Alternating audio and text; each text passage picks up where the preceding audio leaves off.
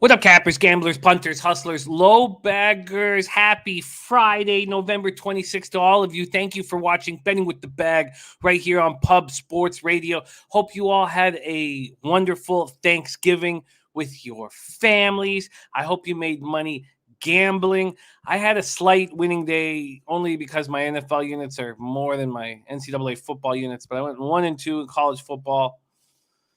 San Jose State was a terrible decision. So was Mississippi State, but the under 65 was an easy casher. Raiders 7.5 was absolutely glorious from start to finish. The under in Detroit, Chicago was probably the easiest bet, of the day. But then the under 50.5, you could tell it was a loser as soon as Jose Bouquet predicted Deshaun Jackson had that opening touchdown. I was like, oh shit, this is going to be a high scoring affair, but still fine. Still, it was fine. A ton of action. I have a ton of action out today. We have so much to go over. We have ITSDERL joining us for NBA. We're going to start with NHL. And I've got 10 bets already on the board. I'm heavily invested in this card. I've made one bet in NBA. I'm close to making a few more. Very close. And I was about to make them before the show, but still just needed more time to talk things over. And then no Maxwell Smart today. We're not going to have Maxwell Smart today on the show. He coming off a 1-4 day, but still healthy in the black on the show. 36-32, 52.9% plus 3.86 units, ROI plus 5.68%. But coming off a 1-4 day, down 3.3 units, and that will happen. He's a roller coaster ride. That's part of the game. That's part of the action. That's why you need to, bet smart with your bankroll. You need to be able to have losing days and still be able to fire shots. It's crucial. It's the most important thing is bankroll management, because there's going to be highs and lows, and they're often horrifying. Thank you guys so much for joining us. I can't wait to rock with all of you. Real Deal Prime in the house. Great to see you. Real Deal coming from the Rock, man. Newfoundland in the house with Real Deal Prime.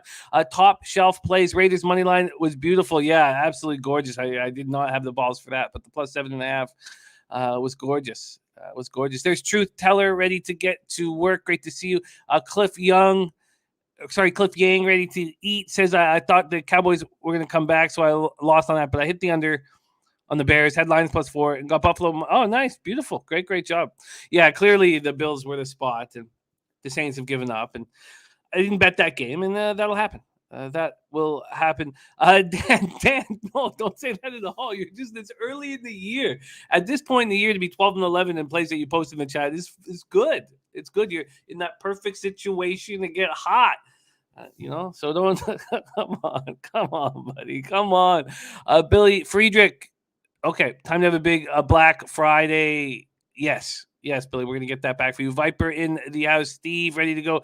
Sammy Comer on the Jazz minus 11.5. 2.5 unit play for Sammy. Okay, I'll take a closer look at that. Mystic Sosa looking for prop bets in Clippers Pistons. That game pops off at 3:30, so we'll go over it heavy. JM says need Bruins and under. Wish me luck. I think you're in a good spot with the Bruins. I came close to betting the Bruins today. I think and then taking the under in a 1:00 game. I think that you should go in confident. Steve says 13 NHL games, big slate. Yes, big slate. Gerald Jones ready to go. Nate Dogg 420 in the house. Leaf Federchak ready to go. Guillermo Zertucci and his Raiders were rolling. Harold Williams coming off a 4-0 day. Roger Healy coming to us from Australia. Thank you so much for joining us. Nice. North Ender in the house says the Dalton to throw a pick at plus 110 was an easy casher. Also at Dawson Knox for a 1,400 North Ender. What a day. What a great day you must have had. Lance LaRose loving this NHL card. We're going to get into it very shortly here. Red Girl in the house. Great to see you. TC, come on. And there's Slatsy in the house. His NHL is back. 10 winning days in the past 11. Beautiful. Need you to talk you into the Dallas Stars. God, how about this, Brady? It's the best bet on the card is the Dallas Stars. Who have the Avalanche beaten on this 6-game winning streak? Stars have won 4 straight at home, and they've beaten real teams, and they've beaten them easily. Who have the Avalanche beaten in the 6-game road trip, or 6-game winning streak, excuse me? Sorry, I am dealing with a lack of sleep here. Who have they beaten? Vancouver twice, the Sharks, the Kraken, the Senators, the Ducks. Come on. You buying that for a second? I got plus 115. It's down to plus 110 at Bet365. I think that's it. I think for risk reward, implied probability and expected probability, that's the best bet on the card. How about that, Slatsy? Stars to beat the Avs, best bet on the card. All right, Michael Shepard says player props yesterday were great. 2000, I didn't bet the Bills yesterday. I should have. We have only bet the plus. The Saints are trying. They just don't have the personnel on offense to compete. No, that's a legitimate. And I do terribly when mom isn't down. She's on her way back to Salt Spring, so maybe I can win some bets again. My mom just moved away from Main Island, but that's right beside Salt Spring. I love Salt Spring. It's a great island. Great island. Thank you, Patrick. Patrick in the house says, love a happy ending. Will work from the gate and hopefully enter next weekend. She's still not finishing workout. So, wow, I'd love to see a clip of the workout. I imagine you'll be there, Patrick. Maybe I can watch her workout in person and maybe meet her because I'll be in LA over the holidays. I'd love to hang out, have a beer, go up to the track, and then meet her. That would be very, very exciting. Okay, it's time. And only bet the plus says Bills -4 was a gift. Yeah, I wish I was smart enough to have allowed it to accepted the gift. Okay, let's get to work. We have so much to do. There's Mario White, nice and early today. Mario, respect. Cab. Dan Kelly says, going back to 2014, there have been 5 NBA games started before 1:30 local time on the Friday after Thanksgiving. The road team has easily covered the second quarter in all 5. God, how lucky are we? We work together as a group, and then we get these insights. It's just glorious. Okay, let me copy and paste that from Dan Kelly. So that is for this Pistons game. I want Pistons first half. I just want to talk it out. Let me just pop that in right before the Pistons game. Pistons Clippers 3:30. I expect to move even on Pistons first half at this point. All right. Mystic Sosa says, I'm not an NHL fan, but these team names are outrageous. I guess you're right. I didn't think of that. Canucks, Ducks, Senators, Kraken. Only bet the plus says USM smash spot. I'm from New Mexico. Attendance is always low, and today's Black Friday stadium will be empty. Their season has been over. You'll have a hungover Lobos team versus a not so drunk Utah State. Wow, that's awesome. Thank you for sharing that. Only bet the plus. Now, when we go into college football, I spent a lot of time going over the card yesterday, and we also have college football experts on this channel, Babano, C-Mac, DJ Big Boss, Big Ragu. I'm betting 3 games, and one game I'm doubling up on, another game I almost doubled up on. I'm betting 3 games, so I'm only going to break those down. We have only so much time, and we have 30 games here on the card, so we're only going to cap, but Say Hey Play of the day is back in business. So there is a 4th game that we're going to close the show with.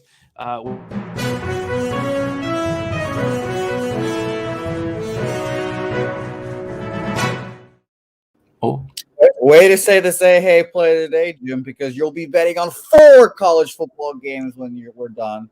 And Jim, you said another magic word, Black Friday.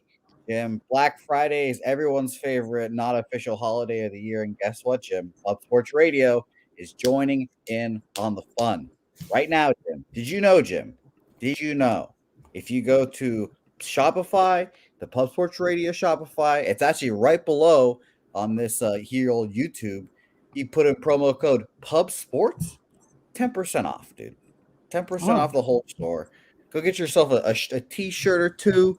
Go get yourself maybe some socks for the females out there, some leggings for maybe not the females out there, some leggings, because leggings are actually very comfortable.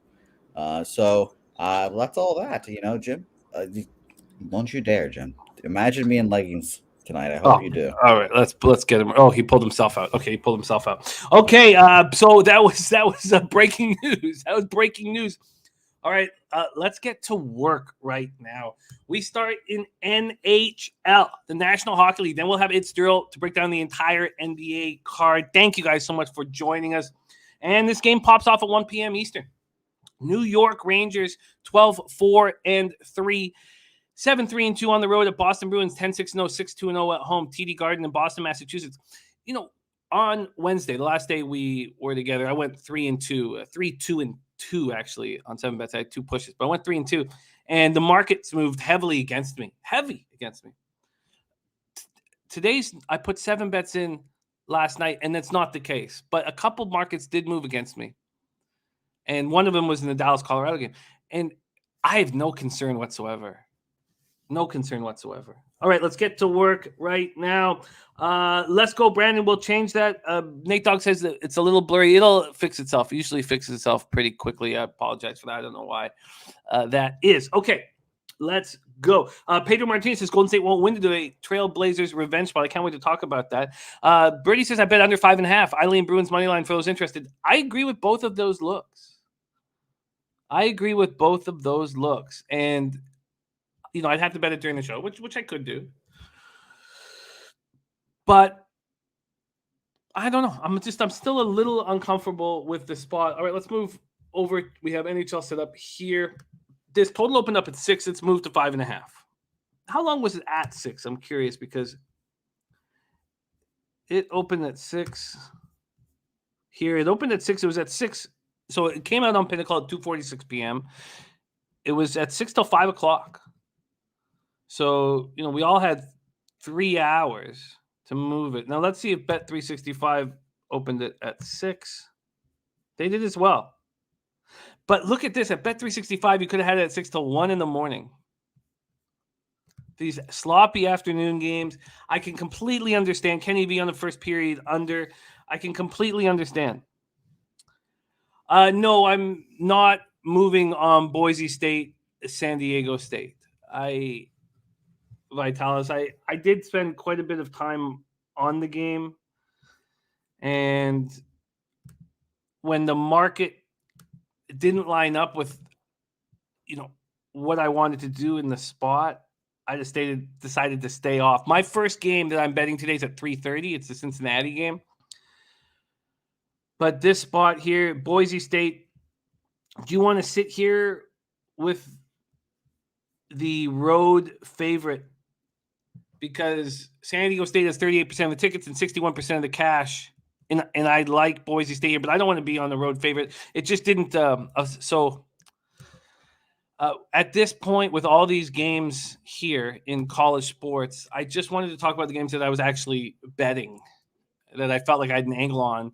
And I just didn't think we had time to figure out the angle together. That was my mindset there. Okay, let's get back to work here on NHL.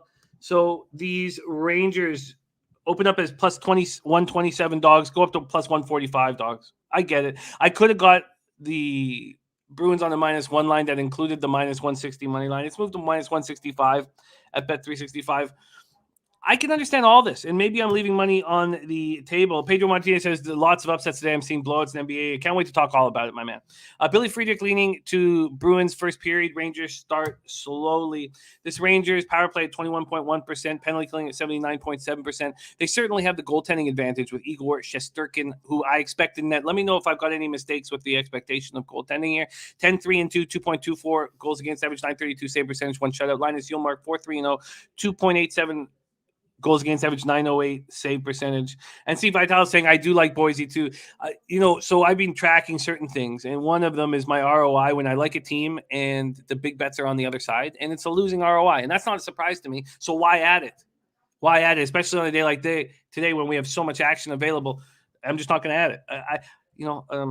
I'm a much different gambler than I was even 2 years ago. And I hope that every day I get a little bit better. And I expect to get a little bit better every single day, working with you guys and then being consciously aware of the mistakes that I'm making. And someday down the road, maybe when I'm 60 or 65, I'd like to say I'm a great capper. But the numbers will show that. The numbers will prove that. So I probably wouldn't even need to say it. I'll just need to look at my bank account. All right, Rangers have won 6 of 7. They're coming off a 4-1 win on the road, an undermanned Islanders squad on Wednesday. They lost Sammy Blais for the season by a PK Subban slew foot. By the way, they put together a highlight reel of PK Subban slew foots in the last year, and they're horrible.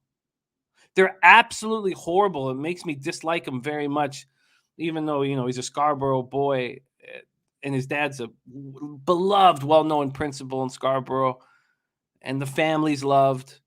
But he has been playing very dirty, and Sammy Blais. I mean, now you're messing with the man's livelihood here, and Subban is probably going to get his ass kicked for playing as dirty as he's playing.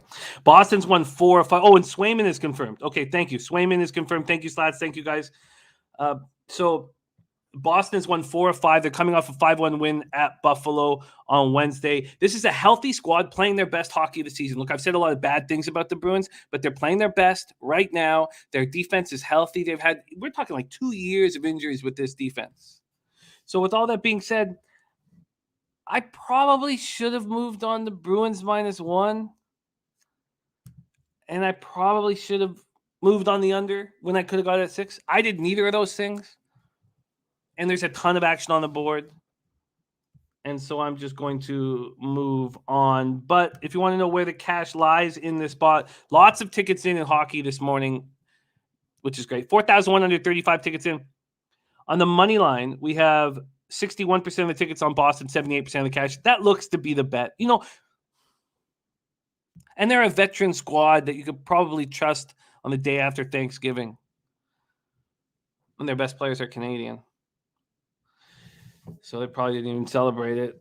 It's 50-50 on the total. 63% of the tickets on the over, 50-50. So the bigger bets are coming on the under.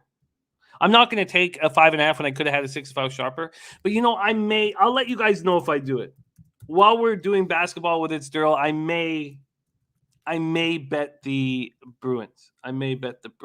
Dan Kelly says, doing my work now, Jimmy's voice in the background is like Adderall for me. I love it, Dan. Let's be focused. Let's attack. And let's be smart. And let's get paid. And imagine having the database that Dan Kelly has. Something that he's earned and worked his life on, which is why we're so lucky to have him capping with us every day.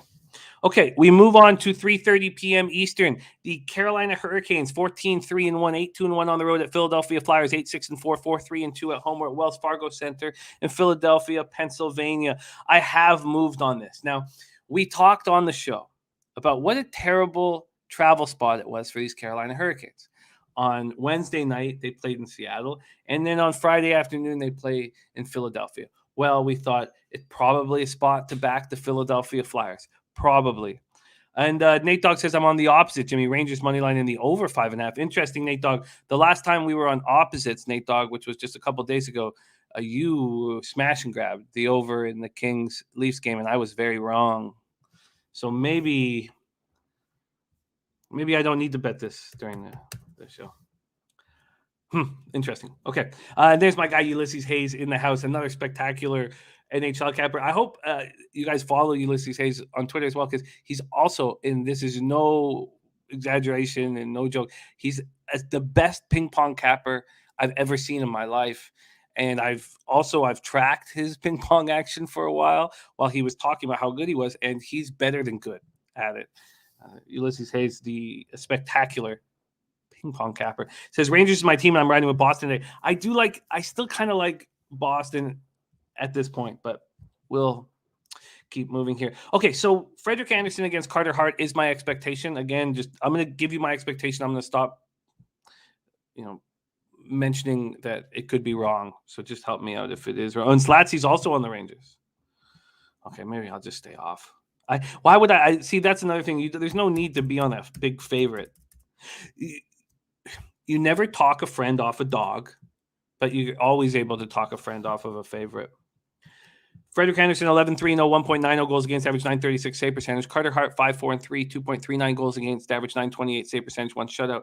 Carolina's power play at 21.7%, penalty killing at 87.3%. Philadelphia's power play at 14.6%, penalty killing at 82.8%. Let's start with the market. First, I'll tell you my action here. I did bet the Hurricanes -1 at +104, and I'll explain why I did the flip. This is my best smash and grab of destroying a market move. I got the under 6 at -115. And, Bet365 doesn't give you the best odds. I mean, that's for Pinnacle. So I got under 6 at -115 at Bet365. Right now, as we speak at Bet365, I'm going to move over there. as we speak, this total is 5.5. I already moved to 5.5, and I only had to pay 5 cents a juice. 5 cents a juice on that 6. There's Rishi giving us a shout out from Cali. Nice, Rishi. I hope you're enjoying the sunshine, man. And I will be there in Cali, in LA, in less than a month. Daryl Lyles on the under full game. So am I, Daryl. I love seeing that. Love capping with Daryl. And he's on the first period under. I don't want to double up here. And Schillingberg says, Subban is such a cheap shot artist. I was appalled at this highlight reel. And then now you knock Sammy Blais out for the season. It sucks. Okay, so this spot here opened at 6 at minus 113 to the under. It's now 5.5 across the board. From a money line standpoint, here we go. From a money line standpoint, we have Carolina opening up at minus 146. They're now minus 148. A 2-cent move towards Carolina in a terrible travel spot. When you go to the cash here, listen to this. 74% of tickets are on Carolina, 97% of cash.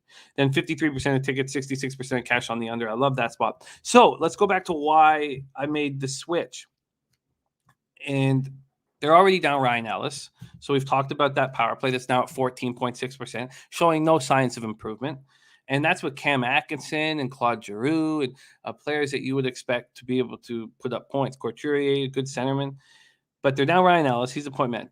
So you have Couturier. Now you lose Kevin Hayes. He comes back from injury. Only last 2 games he gets hurt again. And then Derek Brassard, I talked about him playing lights out. He's hurt too. Now it's possible that Brassard can come back today, but it's also quite likely, as much as I read, that they're going to be down both their second and third centermen. So the Flyers have lost 4 straight. You can't create offense if you don't win faceoffs. If you're battling to try to get the puck possession all game, you're not going to be able to create any offense. Let's go back to the Hurricanes. This is a team that is sitting here at 14-3, 14-3-1. So 4 losses on the season. They just had 2 back-to-back. So do you think they enjoyed their Thursday? I mean, Rod Brindamore is arguably the most intense coach in the league. I would love to say one of the best. I think he is, but we still need more proof of that. But they're coming off back-to-back 2-1 losses. This is a focused group. And also their stars are European. So it's not like on Thursday they were hoping to get home to family for Thanksgiving. So this is Ulysses Hayes. What days? I'll fly out and meet up with you, Jim. I love that, Ulysses. Let's talk. Let's talk on Twitter. Nate Dogg leaning over 5.5 in Carolina game says a draw might be a play. I do not see Philly being able to create any offense, just like they've been doing. And I think Carolina is going to take this game very seriously. So I smash and grab the market move, Carolina, Philadelphia under 6, and I'm on the Hurricanes -1. That money line I got was -150, and that is, let's see here, exactly what I'd get right now. So nothing there. Brady said, I bet the Flyers is a historical trend bet. Carolina struggles in Philly, and their road schedule has been awful. Yeah, that was my initial plan, but you know what it's like, Brady, when you don't have your second and third line centerman. I don't know how you can win. Daryl Lyles says Philly plays well in afternoon games. Look, I put a line through all of that when I capped the game. So we'll see. But you take out the team's second. I don't need to keep repeating myself. Okay, we move on. 3:30 p.m. Eastern. St. Louis Blues at Chicago Blackhawks. Blues 10-7-2, 5-4-1 on the road. Blackhawks 6-11-2, 4-4-1 at home at United Center in Chicago, Illinois. Jordan Binnington 7-5-2, 2.79 goals against, average 914. Save percentage, 1 shutout. By the way, Cab, who's just been destroying NCAA football, took Ohio -3 in one of the early football games, but thinks it's 3.5 now. Mystic Sosa says, how's the under 1.5 on the first period sound? I like it, Mystic Sosa. I like it. I'm not doubling up on these spots. You know, I don't want to have too much invested in these spots. I'm comfortable with, my unit size in NHL. And my unit size in NHL and NFL is higher than NBA in college, so I'm not doubling up. There's Dommy Gun. Hope you had a great Thanksgiving with the fam. Ulysses Hayes says Chicago cannot produce enough offense to win. Marc-Andre Fleury between the pipes on the other side. 5-8-0, 3.06 goals against, average 912 save percentage. St. Louis power play being very good. 29.1%. Penalty killing at 82. Blackhawks power play at 17.5%. Penalty killing at 86%. So let's start with the market here. Chicago opening up at +101. A huge move on the Blues. A giant move. Wow. So Blues opened up at minus 113 and now minus 143. A 30-cent move on the St. Louis Blues. Unbelievable. And this total opened up at 5.5. If those of you like offense in this game, it is moved to 6 at Pinnacle, and I believe that others will follow. Nate Dogg is on Chicago money line and the over 5.5. Slat said didn't bet it, but Blues 5-0 in the last 5 versus the Blackhawks. Let's go over to the cash flow in this Blackhawks spot. We have 3,253 tickets in. 30% of the tickets, 32% of the cash on Chicago. Then you have 68% of the tickets on the over. I don't know what the cash is at this point. Michael O'Brien says, I'm way back at Rangers Bruins, and I agree with what you say. One team is 167, the other 4-5. What's the point betting this? Yeah, I think that's what, I was going to, but then you have guys you respect in the chat on either side. So I think that's a bet. And it's not like I'm lacking action today. So I agree. So let's go in on this a little further with this blue spot. Blues coming off a 4-2 loss to Detroit on Wednesday. James Neal missed the Wings and is expected missed the Wings loss. He's expected back tonight. Not that that's a big deal. Robert Bortuzzo, their defenseman, has missed 2 straight games. He's day-to-day. He could be back. Blackhawks coming off a 5-2 loss at Calgary on Tuesday. They're the fresher team. Tyler Johnson was on the ice Thursday at practice, but he isn't ready to return from his neck injury yet. And defenseman Riley Stillman, right winger Mackenzie Entwistle, both remain out of the lineup. And Nate Dogg says Fleury has his confidence back, I believe. I agree with that. But I don't think the Blues are that good. And I know that goes against what a lot of people have been saying about them this year. And I'm not sold on them. And I want to cut as many road favorites as possible. Now, if I had to take in the Blues at a minus 110 or a minus 115, great. Now I'd feel pretty good about the spot. But do I want them on the road here against Blackhawks? Billy Friedrich says, I love the Blues first period. Hawks 3-7-9 full season, while Blues are 7-3-9. Last 10, Chicago's 2-3-5, St. Louis 5-1-4. Wow, those are great stats, Billy. Great stats. Love that. So yeah, attack. I'm not. I'm off of this spot. Let's move on to 3:30 p.m. I believe this is the one spot. I think there's 2 of my 7 bets. The market went slightly against me, and I believe this is one of them. No, it's back. It's exactly where I bet it. Okay. It was 5 cents in one direction, but it's come back. Winnipeg Jets at Minnesota Wild. I am backing the Minnesota Wild. Jets 9-6-4, 2-4-3 on the road. Minnesota Wild 12-6-1, 5-2-0 at home. For those of you who haven't run with us for a long time, I bet this on the -1 line. I get plus 115 on it. Now, you can get confused with some of the books. Bet365, for example, you'll see cappers put out the -1 line, but it's actually the -1 on the 3-way. So I build Bet365 doesn't offer a -1 line. It's a great bet, and Bet365 wants to, break into your house at night and steal your wallet out of your pocket. I use this run line calculator, because it's a baseball thing, but it's the same thing for the NHL. So I'm just going to pop it here again in the chat. And anybody who wants to rock with it, do so. Slats says lots of talk out of Winnipeg that Wheeler getting back on the first line has hurt Connor. Wheeler on downside of his career on Wild money line -124. Nice grab, Slatsy. I imagine you got that at Pinnacle. Nice grab on the -124. I'm on the Wild -1. That became a plus 115 line. Another thing is on Twitter, I don't tweet out the best line available like many cappers do so that they can have a better record publicly. I cap out what I have to bet it at. And that's something that I will always do. And it's going to cost me and my record. But it's all about just not fucking around. This is not fucking pretend. I'm not going to tell you, this is the line at fucking, some offshore when it's not what I'm betting, even though that's what everybody else does. But I digress. Okay, let's go back to this Jet spot. Hellebuck, Talbot. Talbot has not been very good this year. This is what I expect them to be. This is whom I expect them to be. Winnipeg's power play is at 18.9%, penalty killing at 65.4%. Minnesota's power play is at 17%. Their penalty killing is at 80.6%. And Wheeler is not scoring. Kopp is playing very well, and Dubois is playing very well. But this is a Jets team that's losing games on the road. They're 2-4-3 on the road. So they're really 2-7 on the road. So really they've won 2 of 9 games on the road, and they looked awful in that 3-0 loss at Columbus, going through the motions. Paul Maurice must lose his mind with these guys. This is a Minnesota Wild team that needs to win now. I expect them to win now. They're a healthy group, and I expect them to roll. I think that anytime I can have the Wild around this number at a -135 at home at XL Energy in St. Paul, it's probably an auto bet. It will probably be an auto bet for me. All right. Rob Garvey says, spaced out, what's the action on the Blues game? Well, Billy Friedrich gave the best angle on the Blues first period, but I'm off the game. I missed the market move, and I don't really like it. Nate Dogg says over 6 in Minnesota game and then lean to the draw. Minnesota wants to continue their strong play. Winnipeg wants to prove they're in the race, in my opinion. Yeah, I hear that. Winnipeg needs to bounce back. Ulysses says, I feel Talbot's played too many games within the last 3 seasons, but this year will be a better year for them. Minnesota, my line, -137. Minnesota's a really good hockey team and getting better. No doubt about it.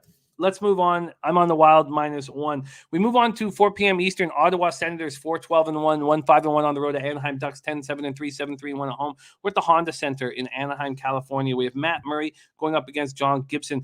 I think it's Murray. You guys can double up and let me know if it is Murray, because Murray's terrible. 0-5, 3.26 goals against average, 890 save percentage. John Gibson 9-5-2, 2.53 goals against average, 920 save percentage, 1 shutout. Ottawa power play at 19%, penalty killing at 74.5%, and they're missing some key pieces. One is Drake Batherson. When he was dominating the AHL, we weren't sure if this 4th round draft pick was going to be able to, do that in the NHL. And surely he's not dominating, but 16 points in 14 games. He's a legitimate first-line forward and scoring threat, or top 6 forward. I think we should probably just leave it top 6 forward.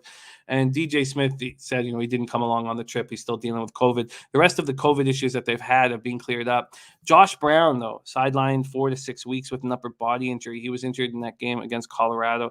The guy's got 18 blocked shots, 38 hits, and he's an improving defenseman. Ducks coming off a 5-2 loss to Colorado. They're not that good. They're that 8-game winning. They're not going to make the playoffs. I don't believe that 8-game winning streak was just, a young team rolling at the right time early in the season. I don't think it's more than that. So Adam Henrique is day-to-day with an upper body injury. He was unable to play Wednesday night against Colorado. He has a dislocated pinky, so they're going to figure out if he can play. Max Comtois underwent surgery on his right hand. He was very good last year. He's not being able to shoot properly, and he's not being very good. Billy Friedrich says, am I missing something on this one? This, for me, and this is my personal opinion with these Anaheim Mighty Ducks, is we talked about wanting to back them at home as a dog.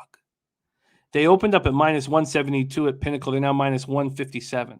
A 15-cent move over to the Ottawa Senators, because Anaheim should not be this big of a favorite against anybody.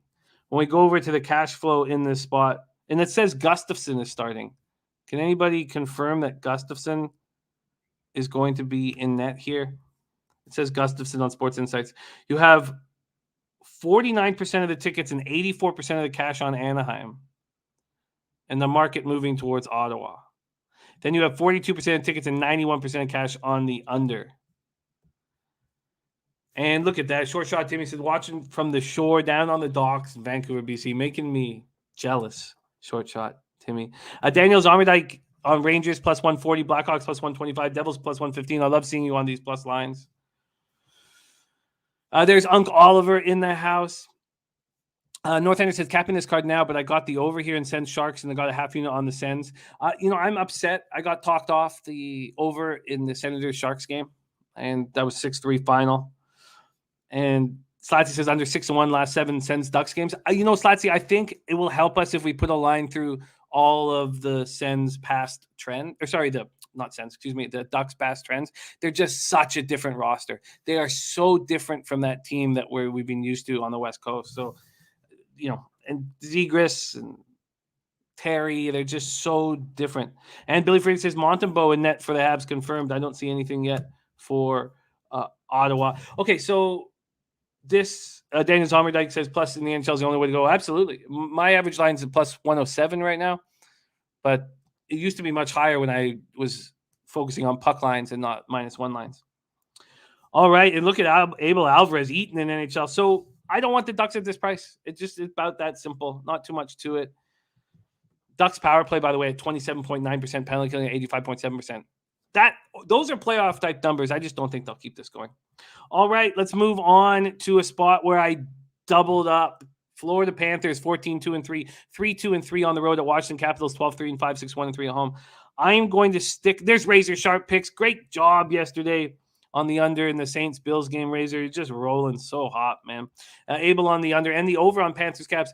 I'm on the under in Florida Washington, and I will explain it here right away. I'm also on the Capitals, and I also want to fade Florida Panthers nonstop moving forward. Without Barkov, they are not a 14-2-3 team. On the road this year, they're 3-2-3. So they've won 3 of 8 games on the road, and that's with Barkov. Yes, Bobrovsky's been very good. 9-0-2, 1.90 goals against average, 940 save percentage. Ulysses says bounce back spot for the Panthers, minus 111. Washington has injuries and the goaltending not sufficient enough. Ilya Samsonov has not lost in regulation this year, Ulysses. 2.22 goals against average, 920 save percentage. He's played 8 games and he has 3 shutouts. And he's making up for lost time. So I don't agree with that angle. So I saw the early market move towards the Panthers. That made me happy. Good question, Paul Thompson. I'm not sure. And it's not 3 days of Woodbine left. The last day is the 5th of December. It doesn't end this weekend. It ends next weekend. So we're still good there. Okay. So sorry. Ulysses said I'm still not convinced with him. Look, he looked terrible last year. I get it. So Panthers coming off their 4th straight win, 2-1 at home over the Flyers on Wednesday night, a Flyers team that I don't think is good. The Caps coming off their 3rd win in 4 games, 6-3 at home to the Habs on Wednesday night. Yeah, the Caps are beat up. Look, I'm not going to debate that. This is a beat-up squad. And let's bring up their lines right now. So no Justin Schultz day-to-day, Connor Sheary, Lars Eller, Anthony Mantha, TJ Oshie, Nick Backstrom. Greer, no, I'm on the other side. I'm on East Carolina, but I can't talk about that yet. I'm on the other side in that game. Let's go over to this lineup right now with this Washington Capitals squad. So let's move over to line combos. Here we go. And I'm also on the under, and I'm on it confidently. So you're going to take the best player off of the Florida Panthers. And then we have Wilson has moved to the second line for the Capitals because they were just a one-line show with the Ovechkin, Kuznetsov. So they moved Prodas onto the first line. Look, Sprong with Michael Wilson, Hagelin, Dowd, Hathaway, Garbosa, Leeson, Malenston. It's ugly. Don't get me wrong. It's ugly. But at home against the team that everybody's talking about as the best team in the conference, they're going to play very hard. And I think that they can comfortably win this hockey game at home against the Panthers team missing their best forward. North End says Borowski and Campbell are the best goalies in the league this year number-wise. It's fair to say that. Poe Buddy's Nervix says agreed Samsonov long-term not a competent NHL goalie. I don't think that's fair. I don't think that's fair at this point. TC says Capitals are 5-0 in their last 5 versus Eastern Conference. Ulysses says Wilson will have to adjust to that line change. Sure. All of this is fair. Let's go over to see where the cash is here in this spot. 2,395 tickets in. You have 46% of the tickets and 59% of the cash on Washington. I agree completely with that. You have 51% of the tickets and 85% of the cash on the under. This is all just absolutely perfect. This market hadn't moved, I believe, on the under 6. It's still right where I bet under 6 minus 115. Marcus Anderson says, should I take the Ducks money line or skip? Marcus, I don't ever want the Ducks at that big of a favorite. We want to bet the Ducks as a home dog. That's the only way we want to bet them this year. Now, I took them plus 167 first period against Colorado, but that's me more not believing that Colorado's as good as they've looked. No max on record, and it's simple here. Like Vitalis, I did like Boise State here, but all of the big bets and seemingly the sharp action is on San Diego State. I know what my ROI is when I make that kind of a move, and it's not positive, so I'm not on it. So That's my. So we're only going to cap the NCAA football games that I'm actually betting at this point. So that's what's going on here. Okay, so look, I'm on the Capitals minus 110 at home. I'm on Florida Washington under 6 at minus 115. I would say that the Florida Washington under 6 might be my best bet on the board, and the market hasn't moved at all. So I think that might be, that's of the 10 bets I've got on this card, I would say that's probably top 3. Maybe we'll talk if it's a best bet quality. But I love this game. I love where I'm at on it. I'm going to be fading the Panthers here consistently on the road. We're going to get a ton of value fading them. Again, they've won 3 of 8 games on the road this year, and they don't have their best player who's a top 5 player in the NHL. Maybe top 7, if 5th or 6th, 7th. I think it's perfect. I absolutely do. I think this is a perfect situation for me to make money, and I can't wait to watch the game. We move on. 6 p.m. Eastern. New Jersey Devils 8-5-4, 3-2-2 on the road at Nashville Predators 10-8-1, 5-4-0 at home. And I realized why I messed up with Mackenzie Blackwood thinking it was the American Olympic team, because I read an article saying that part of the pressure of him getting vaxxed is that that he has a good chance of playing in the Olympics this year. And I automatically thought, well, that must be America, because he's not going to be one of Canada's goaltenders. Then I started digging into Mackenzie Blackwood a little more after Ghoster was like, look, dude, he's from Thunder Bay. And I was like, holy shit. I started digging into a little more, and he is really good right now. And I know he missed the beginning part of the season, but his numbers are really good on a team that does allow rushes, odd man rushes on quite often. Team Underground says Caps are solid at home. Look, I love the spot. I really, really, really love the spot. And North Ender says small move to the over in Caps Panthers, about 365 now, minus 110 both ways. Interesting. I don't see. Oh yeah, I moved minus 110. I see a certain style of game here. So. Ulysses today says New Jersey Devils an upset spot today. Sneaky team Blackwood been stepping up this year, which gives the Devils the edge. Devils, Predators. I don't want anything to do with the Predators, but I'm hesitant to make a move on this game with what I've seen from the Devils. And in saying that, I did watch them beat the Lightning. I watched them do it, and I'm still not sold on this Devils squad without Hughes, but a huge market move towards the Devils. So the Devils opened up at plus 142 at Pinnacle. They're now at plus 118. A huge move towards them. Let's go take a look at the total in this spot. We have opening up at 5.5, plus 108 to the under. It's now plus 102 to the under. So there's been a 6-cent move on the dog, but a 9-cent move from the favorite from minus 124 to minus 115. Brady says, I bet Devils money line, my most comfortable bet of the day. And I imagine that you beat this market move as well. UC Saros going to be between the pipes for the Preds, 8-7-1, 2.53 goals against, average 9-17, save percentage. Preds 5-4 and 0 at home. New Jersey's power play at 13.7%, not very good. God, I wish Hughes was out there. He's such a spectacular young player. 78% penalty killing. Nashville 27.3% power play. Yossi's so good. And then 79.4% penalty killing. Devils coming off their 4th loss in 5 games, 2-1 in a shootout at home to Minnesota. Predators coming off their 3rd loss in 4 games, 5-2 at home versus Vegas. Nashville got Philip Forsberg back from injury. He scored both their goals in the loss to the Devils. There's a ton of spots on the board that I love. Looking back at it, I probably could have moved on the Devils around when Birdie did with the implied probability against the Nashville team I don't like. I do think that Nashville, we were on Vegas comfortably, and Vegas beat them up. By the way, I'm going to be on Vegas tomorrow. And I can't wait till that comes available for me. But I have concern fading any team after getting beaten up at home and having to look themselves in the mirror, especially when they get Forsberg back. I'll be cheering for you, Birdie, as I always do, my man. All right, Devils, Predators, we move on.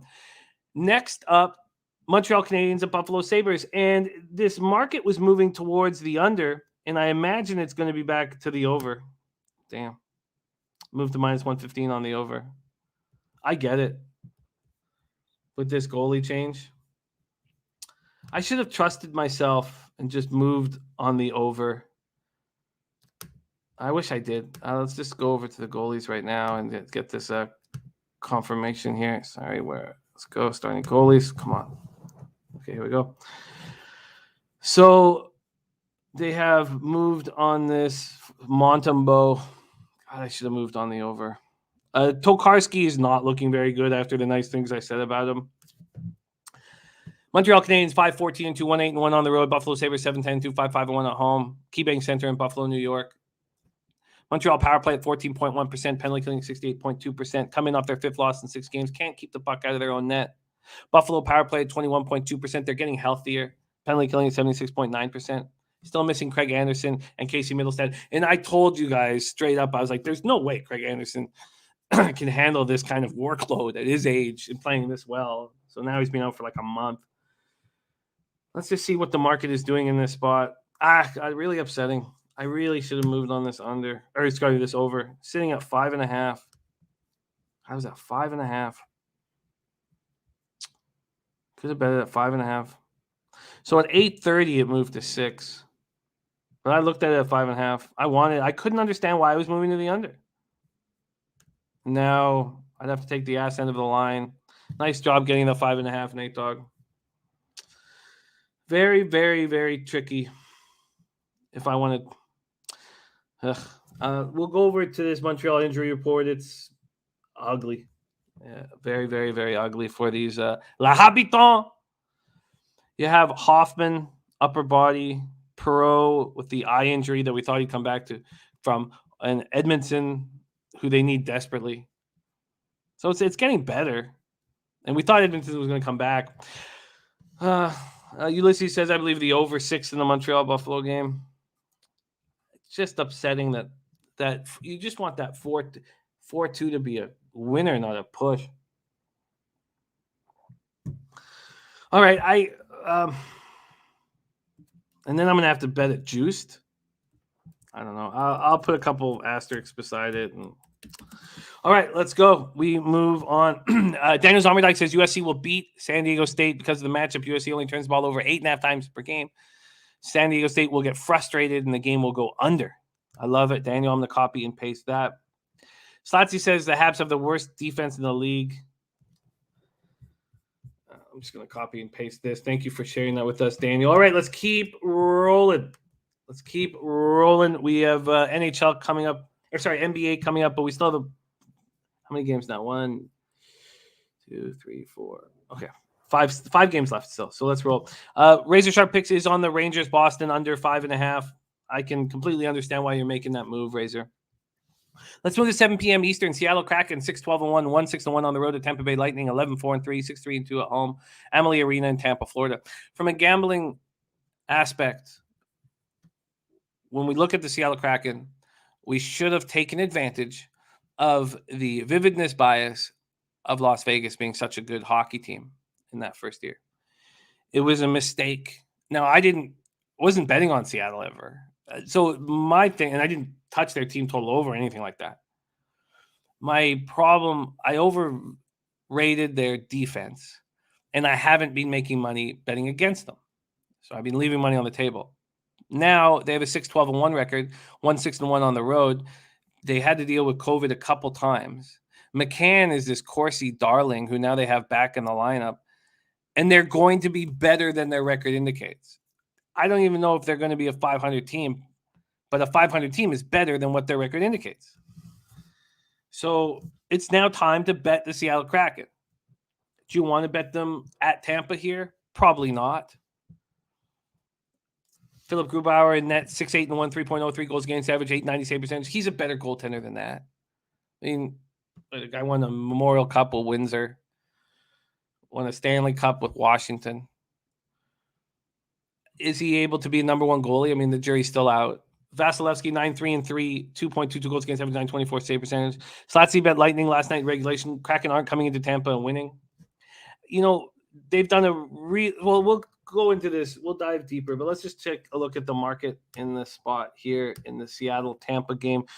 This total opened up at 6. It's moved to 5.5 from a money line. And I do think that Tampa unders are going to be a great bet. But here we've had a move towards Tampa. towards Seattle. Tampa opening up at minus 186. They're now minus 170. 16-cent move there.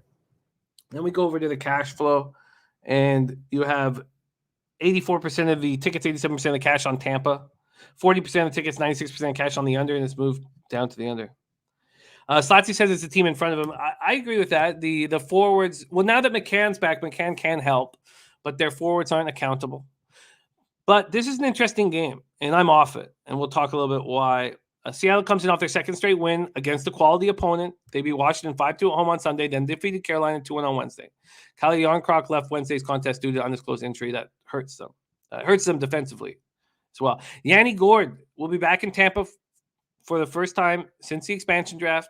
Spent 310 games of his NHL career, won the Stanley Cup twice. He's a defensive player who can be counted on. Brian Watson said Seattle ain't beating Tampa today. Lightning coming off their 5th win in 6 games. An impressive run for them without Kucherov, now without Point, now without Cernak.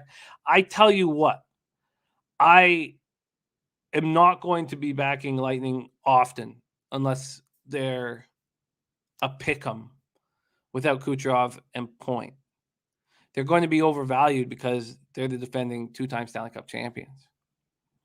Those of you betting him here, I think you should really tread with caution. I do. The Kraken is... Look, I can understand Tampa winning this game and Tampa being at home and look at that record, though, with Tampa. 6-3-2 at home. So they've won 6 of their 11 games at home. So in the future, and I'm not saying today, but I'm saying in the future, I think we should bet against Tampa, and I think we should bet on Seattle. I think we're going to get slightly advantageous numbers doing that. All right, let's move on. Canucks, Columbus, Blue Jackets. I came very close to betting the Blue Jackets. I did not. 7 p.m. Eastern. Canucks 6-12-2, 3-6-1 on the road. At Columbus, Blue Jackets 11-6-0, 7-3-0 at home. Nationwide arena in Columbus, Ohio. Thatcher Demko. It's not looked good, but it's not his fault. 6-9-1, 3.07 goals against average, 9.06 save percentage. It's not says floors yours, Jimmy. What the hell? It's just a garbage fire over there. Merzlikins in net, 8-3-0, 2.44 goals against average, 9.26. He had gaudy numbers, after sitting beside him as his best friend died, and dealing with that. Everybody deals with that stuff differently, and he focused on hockey, and that's what hockey players do in situations like that. My best friend growing up, Paul Owen, his mom died of breast cancer when we were in grade 10, and his mom died at, it was pronounced dead at maybe 2 a.m, 3 a.m, and he was, it was always who could get on the ice first for early morning practice. That's what the coach respected the most. So our practice was at 6:30, and I got there at 5:15, and he was already on the ice. And he, we had our best run of our careers that year and won the provincial championships. And it was Paul. And he became just magical. And Merzlikins has done the same thing. And 2.44 goals against average, 9.26 save percentage.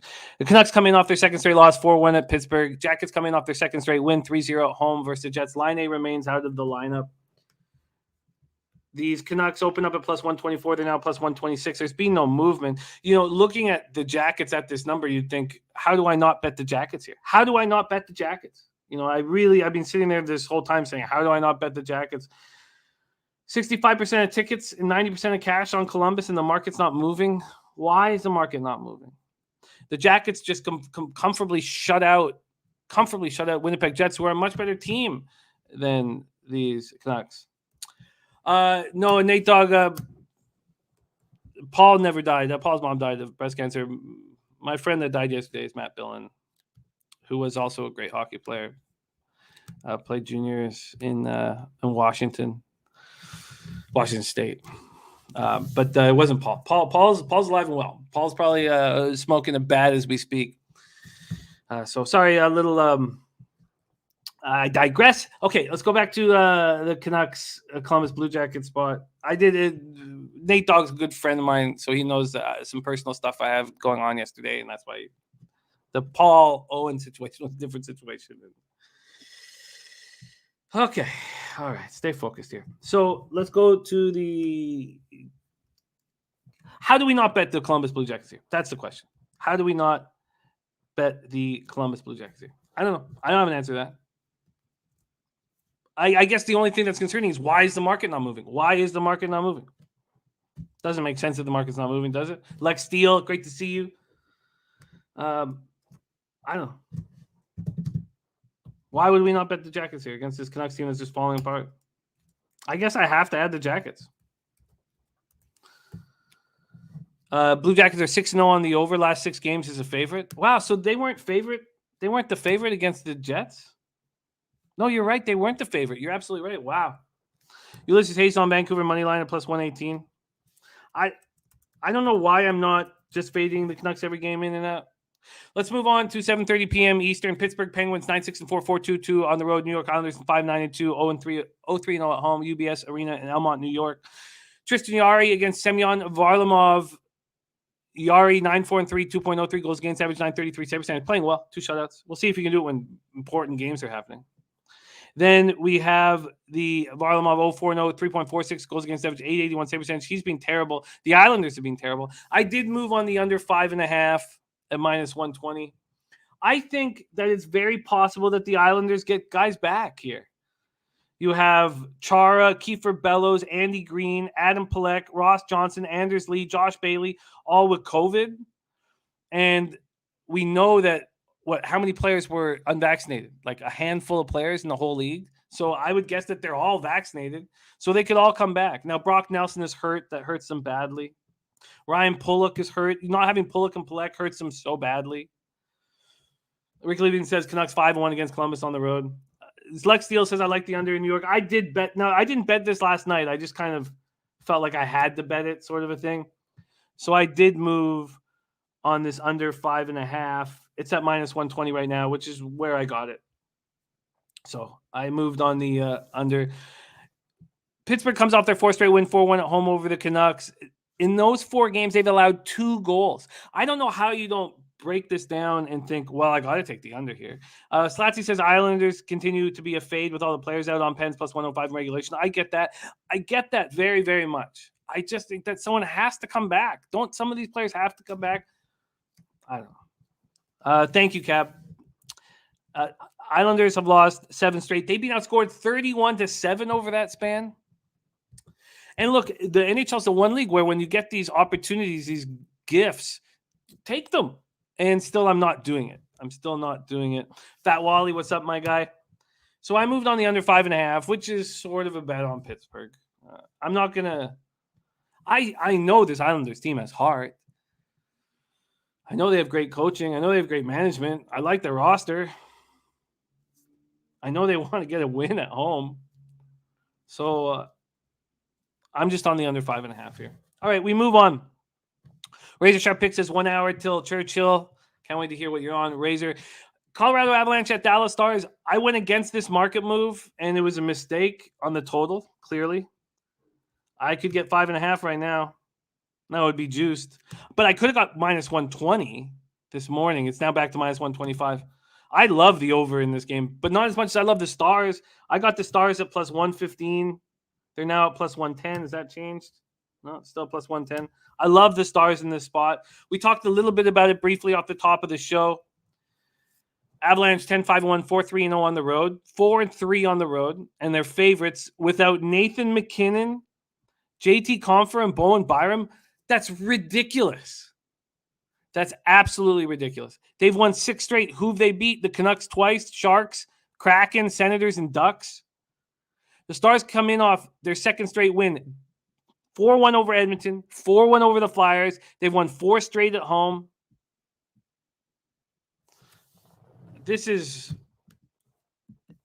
extremely... This is the best bet on the board. There's just no doubt about it. Billy Friedrich says Kemper has not looked good lately. Kemper, and I'm not sure who's going to be in net for Dallas. It looks like, is it going to be Ottinger? Is he confirmed? It's, there was an idea that it could have been Khudobin, which is part of the reason why I think the over. Real Deal Prime says Colorado's a different animal. It's coming together. Well, let's see them beat a real hockey team. Well, let's see them beat the Stars. This line is absolutely ludicrous. It's such a market mistake. It's just, come on. Are you kidding me? This is just dumb. And I'm going to take advantage of it. Dallas opened up at plus 122. They're now plus 110. I got them plus 115. From a total side of things, again, it opened at 6. Now we have 5.5s. I screwed up there. Let's go to the market here. We have 2,156 tickets in. 70% of the tickets, 74% cash on Colorado. 71% of tickets, 94% cash on the over. Slatsy said on the over 5.5. Jimmy talked me into start saying it's the best bet on the board. Of course, 10 seconds later, he said Caps under was the best bet. I said that was top 3 bet. I did say after that, I did say the top 3 bet. Because I do believe for implied probability and my expected probability, this is the best bet on the board. What happened, you guys? And Birdie says, with you on the Stars, 100%. Let's go. About to be 5-1 in their last 6. I said they'd win 8-10 so far, so good. Stars are rolling. What we can give you on this show is we're going to beat the market. We're going to beat the market on certain teams because Birdie and I watch NHL every single day, and we follow NHL 365 days a year. Slatsy as well, a bunch of us in here. And Birdie is a hockey coach with the elite Kingston hockey players. The idea that we are so ahead of everybody on this Dallas Stars team. They're a juggernaut. So, Nate Dogg going Kadri anytime goal scorer. There's a pick 5 from Razor Sharp Picks at Churchill. So, this is an incredibly, this is a wonderful opportunity. Daniel Zomberdike says New York Islanders might get shut out. Well, if they get shut out, we'll catch the under 5.5. But they might get players back, and this is a team with heart. Okay, now let's move on to the final game on the card and then move into NBA. Thank you guys so much for joining us here on Friday, Thanksgiving Friday. Rupee Hintz is back, baby. Remember I got in that fight with that guy when I was like, he's a top 10 player in the NHL, and the guy's like, he's not even the best player on the Stars. The guy told me that Gurianov was the best player on the Stars. Guryanov's a good young player, but come on. All right, and you know who's the best offensive player on the Dallas Stars? It's Jason Robertson. Okay. And Radulov would have something to say about me saying Rupee is the best player on the Stars. But okay, let's move on. I did double up on this Leafs-Sharks game. Billy Friedrich says Joseph Woll confirmed in net. So Joseph Woll's played in 2 games in the NHL. The first game was a 5-4 win at Buffalo when he looked absolutely terrible. Then this last game was against the Islanders dealing with COVID, basically Bridgeport. And he shut them out. Which one do you believe is more legitimate? Let's take a look at Joseph Woll's statistics here. At Boston College, he was okay. He was okay. 3 years at Boston College, okay. He didn't get better at Boston College. Statistically. He was drafted in 2016. That year in 2016-17, he went 17, 13, and 3, 2.64 goals against average, 913 save percentage. He never really got better. That last year in Boston College, now that team was much worse. But I mean, so then he goes into the Toronto Marlies. 2019-20 with the Toronto Marlies. He's a 3.75 goals against average and an 880 save percentage. Then in 2021, he's a 3.54 goals against average and an 892 save percentage. Come on. Michael O'Brien says, how do we not bet the Blue Jackets? He says he absolutely am. This is ridiculous. Joseph Woll is not that good. And the fact that he got a shutout last game means we can abuse it. And that's what we are going to do here. Leafs coming off their second straight win, 6-2 at LA on Wednesday. I'm on the San Jose Sharks, and I'm on the over in this game. Sharks have won 2 straight at home, and they're playing really good hockey. I got plus 140 on the Sharks. It's now plus 135. I thought this market could easily move against me. And I was almost hesitant. I was almost thinking, just wait. And then I was like, you know what? Other people have to know that this is absolute bullshit, what Woll did. Toronto opened up at minus 152, is now minus 141. I got the Sharks at plus 140. They're available at Bet365 plus 135. They're plus 127 at Pinnacle. They're plus 135 at Bet365 because it's the main book for Canadiens.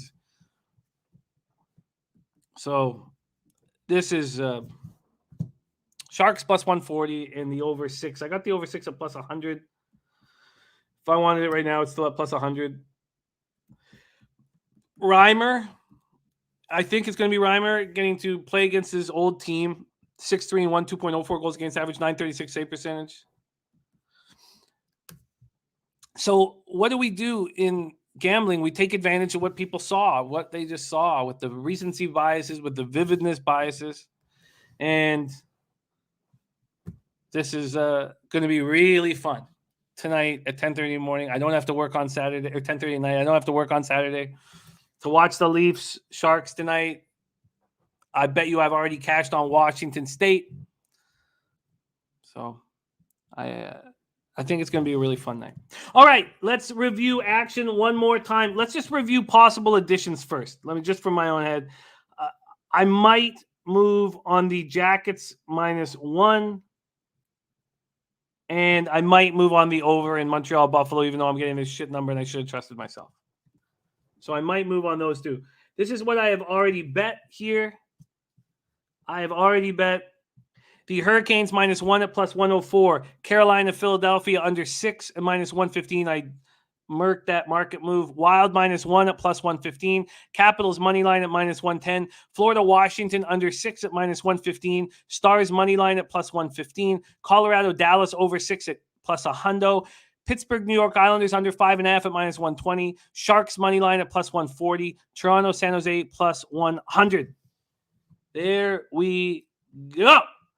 And what's Brady said the Leafs won in LA, had a night off in LA. Soupy lived in LA. Just wait. Late public money coming late. Bet the Sharks. There's a reason why Wool is playing tonight. Take the Sharks -1.5 and 2.5. Look at Brady. God, we're so lucky that we get to work with everybody. Ulysses Hayes says I would take Colorado money line in this spot. Oh. Ulysses, I love you, care about you. You're a great guy. I've capped with you for going on 5 years now. You've supported us all the time. I think that Dallas Stars are going to take care of business, and that the implied probability compared to expected probability is the best spot on the entire board. Nate Dogg says Leafs are a much better team. Yeah, I don't disagree with that. But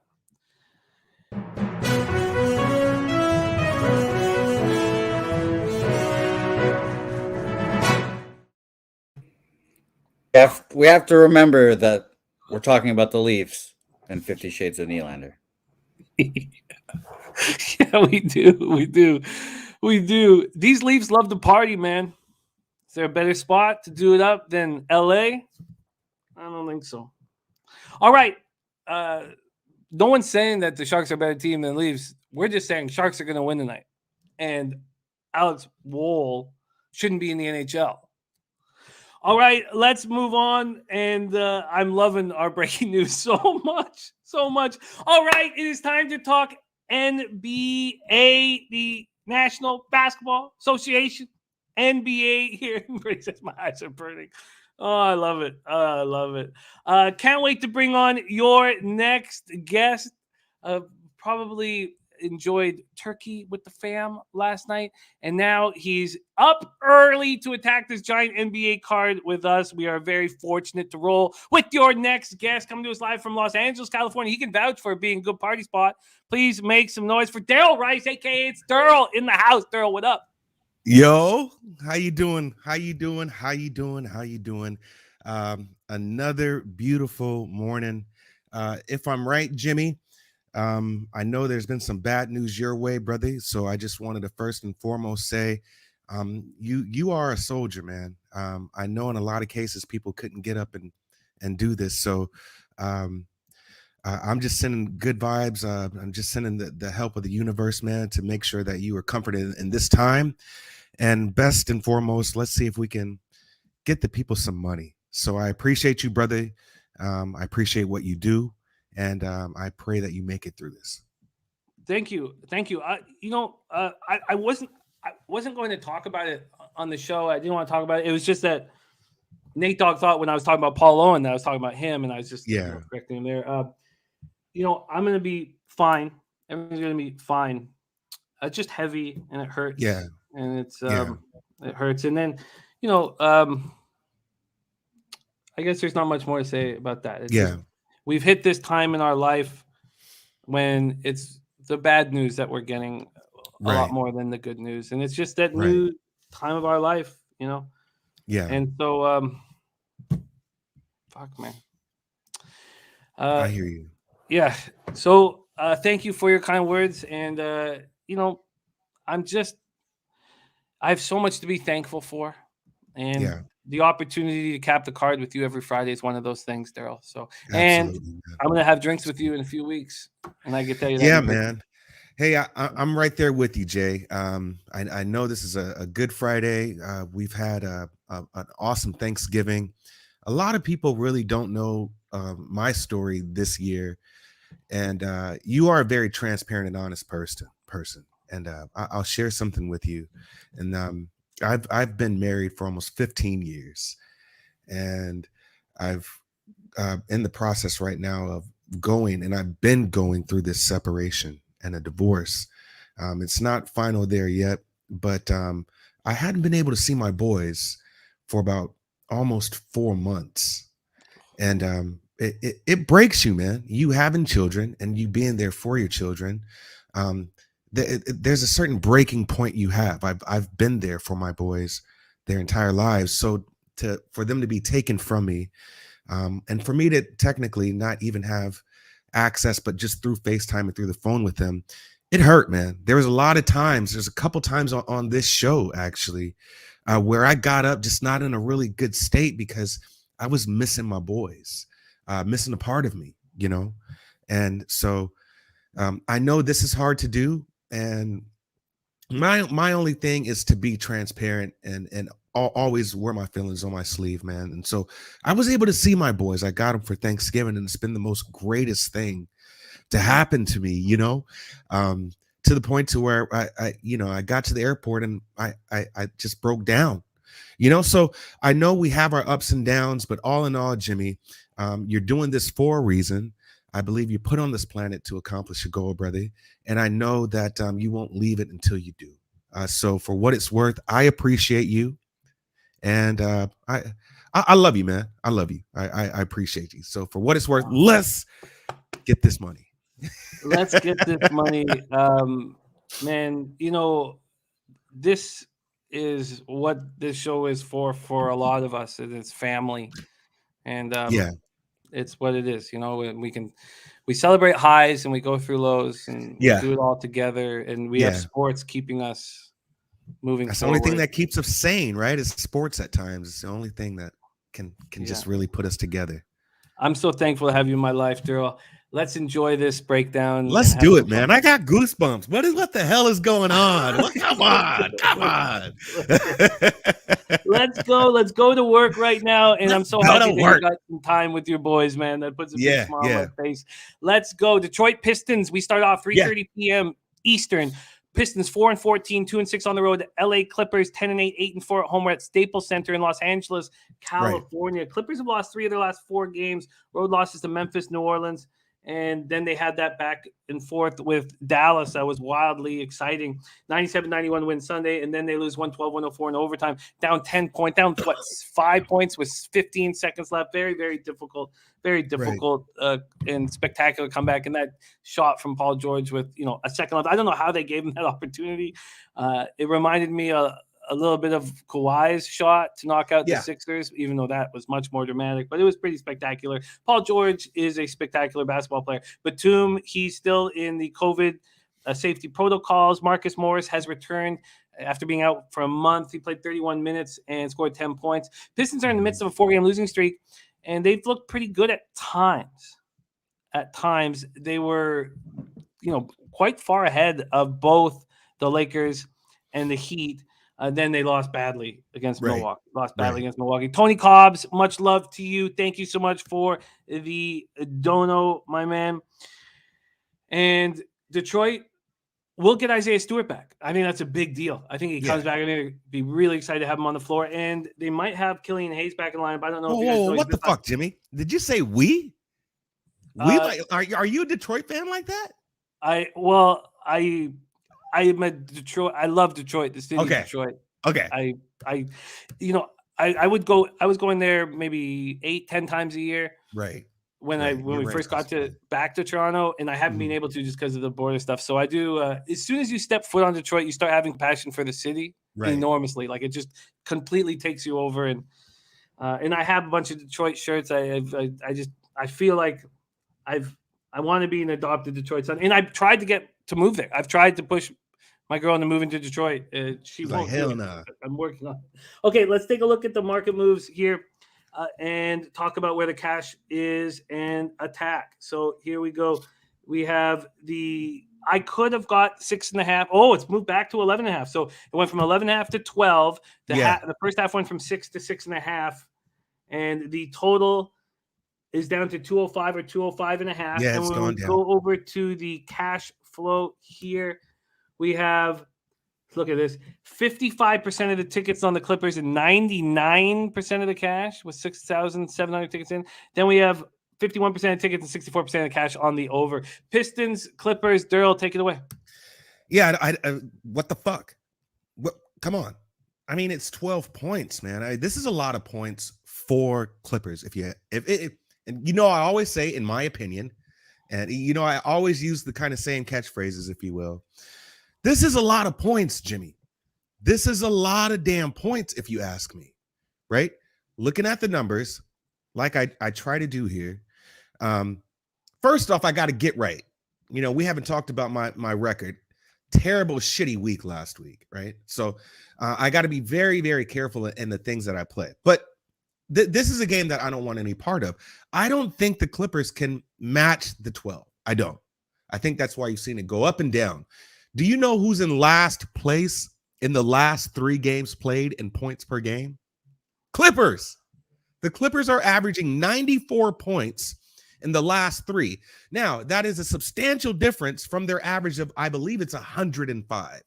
But in these last 3 games, in which the Clippers have played Dallas twice and New Orleans, Clippers lost 81-94. They beat Dallas 97-91. And then they lost to Dallas 104 points. Now, I don't care who is or who isn't playing to a certain degree. That is a low number, in my opinion. So I'm looking at the spread here. I don't want to touch it. I think it's too high. You look at the spreads that have been double digits. They haven't matched them. They didn't get the 10.5 with Dallas. They didn't get to the 17.5 with New Orleans. They didn't get to the 13 with Memphis. They didn't get to the -14 with Chicago. There's no damn way I'm touching this game. The only way I can look at this game is, even though you have still gotten the number at 205.5, I think there's still a little value with the 205. Detroit is going to play competitive. Isaiah Stewart is going to come back with his glued stitches in his eye. I do believe this is a good game for you to take the under still. You might lose some value. Well, you've lost the value already at about 2 points, but I had the number at 208. That was my number, 208. So I still think there's a little value there, considering that the Clippers are averaging 94 points a game. Now, we all have our equal rest now. They don't play again until the 28th, you know, so they could go balls to the wall here. I just don't want any portion of a team right now that can't handle double-digit spreads. So right now, this is a pass for me, with my lean being the total still at -205.5 under. That is a lean. Great breakdown. I am going to move on the Pistons first half plus 6.5. I am going to move on that spot. It's still available, even though the 12's gone to 11.5. Are you going to make the under official? Is that something you want to do, or is it too low from your initial number? It's kind of low. I at this point, I want to see if I can get to a 206, right? Just so if I can get a push here, right? What's your number at a 206? Is it heavily juiced? Let me find out. You know what? I'll line shop here. Okay. Or have Jose do that. Oh, okay, yeah. Jose, can you look at actually, I can do it here at Bet365. Okay. Maybe Jose can do it as well at Pinnacle. But here, I'll go to the main props here, the alternative point spread, alternative total, my fault. Sorry, alternative total for under 206, a -120. What do you get at Pinnacle, right, Jose? So he's going to look here. -113. Oh, wow. For the under. For under 206. Yeah, under 206, you get minus 113 at Pinnacle. Oh, that's great. Sorry, that's 206.5. Under 206 in flat is that's even minus better. 107. So that stops you from getting the push. Holy, wow! Opened at 207. I'll bite on that. Because another thing that I had seen also is in the last 3, the Clippers defense has taken it, kind of a backseat, and Detroit has picked it up. So they're going in opposite directions. Obviously, the Clippers are definitely still the better team. But that first half makes sense. I don't see how, Clippers right now are Detroit's averaging in their last 3, 57.5 points first half, and the Clippers are at 49.7. So even if they're doing their averages in the last 3, that's definitely under our 206.5 mark. I'll take the under.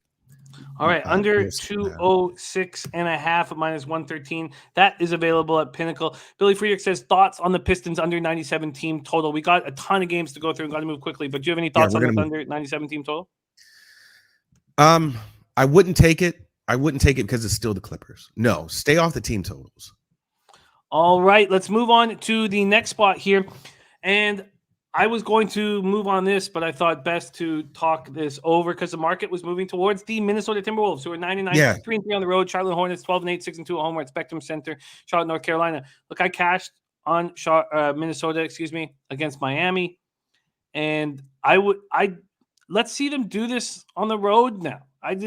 They've won 5 straight games, longest winning streak in 4 years. Look.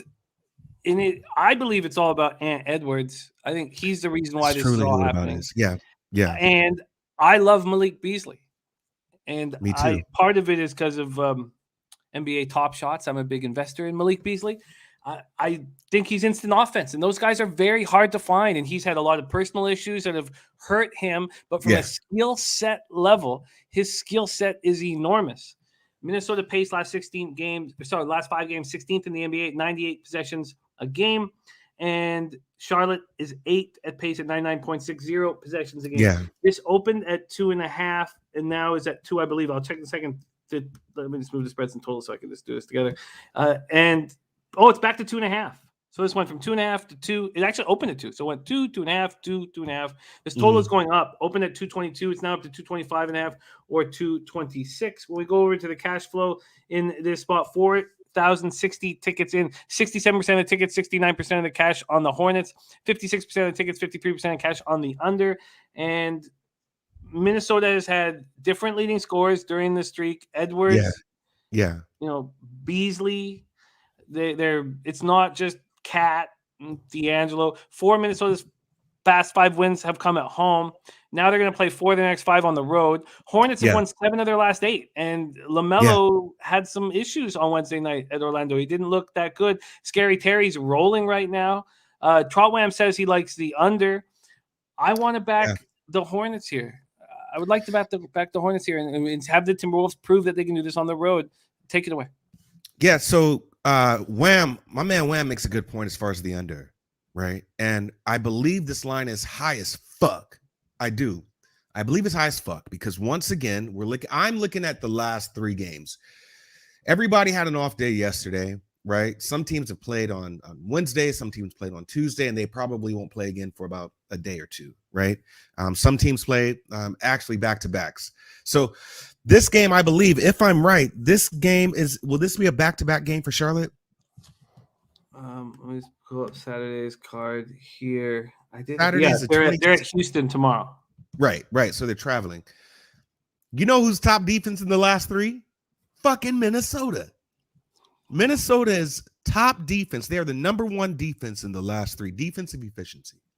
That is Minnesota. There's 2 sides of this game, but I'm not touching it, right? I would have to look at either a totals perspective or just go all in on Charlotte only because of the level of competition. Right now, Minnesota's beat Miami. They were at New Orleans. They beat Memphis. They beat San Antonio, and they beat Sacramento, right? Right now, Charlotte has beaten Orlando for what it's worth at Washington. They lost to Atlanta, but then they've gone on a tear and beat Indiana again. That was a 121-18 game. Washington, Golden State, New York, Memphis, until they finally, in the beginning of the month, lost to the Lakers in overtime. You think a lot of the public And a lot of the, general fans are going to hop all on Charlotte, being Charlotte at home and how they play in the second half. This is a game that Minnesota should be able to be competitive with. But in order to be competitive with, and the way LaMelo's been playing as of late, this should go to Minnesota's side because of the defense that they're playing. I just can't. I'm conflicted here. That's why I can't get on a side. I still believe that Charlotte is the side because of how they play in the second half. But the amount of defense that Minnesota has playing, this seems like a game that they can easily win. And so I said, well, let me just make the contrarian play and just look at Minnesota money line because there's probably value there. If Minnesota's going to win an away game, this will be the game, but that's contingent upon Charlotte really just coming out and laying an egg in the first half and Minnesota being competitive in the second half. Charlotte does too much, Jimmy, in the second half for me to go against them, regardless of who they're playing. So I can't make a side. I can't make a statement for each side because I believe there's equal and balanced statements to made for each team. Minnesota's playing really good defense. Charlotte plays really good second half teams, and second half games, and you got them at home. So if I were to look at a side, I do believe this will be a slower game because of the defense. This number is shot up, or it's high enough thinking that it's going to be a shootout, and that's not going to be the case. So the only way I can lean also, and I did lean, was Minnesota Timberwolves, Charlotte Hornets, under 225, while that number's still in the 220s. It's a lean. I probably will get there, Jimmy, before this is over. I promise you that, because that number is high. Well, it's now at 226.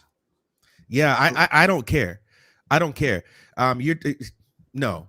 If anything, the game is going to go. It's going to go the way into which Minnesota turns it on. They'll win first half, and then Charlotte makes the adjustment in the second half. But defense right now on Minnesota's end is good. It's perfect, and they're playing some good teams. So I would still look at the under. That's why I haven't stepped on anything. It's a lean because you still want to see what the numbers and the market is doing. But this looks like an under game. You can't tell me this is going to be a shootout with how good Minnesota is playing defense. And if you look at it, Charlotte has been playing some pretty decent defense as of late as well. This is why they're going on their great runs and winning games as well. I want Minnesota to prove it to me on the road, and I'm leaning towards the Hornets, but I have not moved on it yet. I also question, I kind of link Cat and D'Angelo to two players in Dallas, Jamie Benn and Tyler Seguin, when I don't trust them off of a holiday or off of a time off. I don't know how much they want it. There's a reason why Butler wanted out of Minnesota. Yeah. And I worry about teams like this. So they win 5 straight and then they go home for Thanksgiving. I'm going, and then I love that LaMelo was sad. I mean, foul trouble was part of it, but I love that he's coming off a bad game.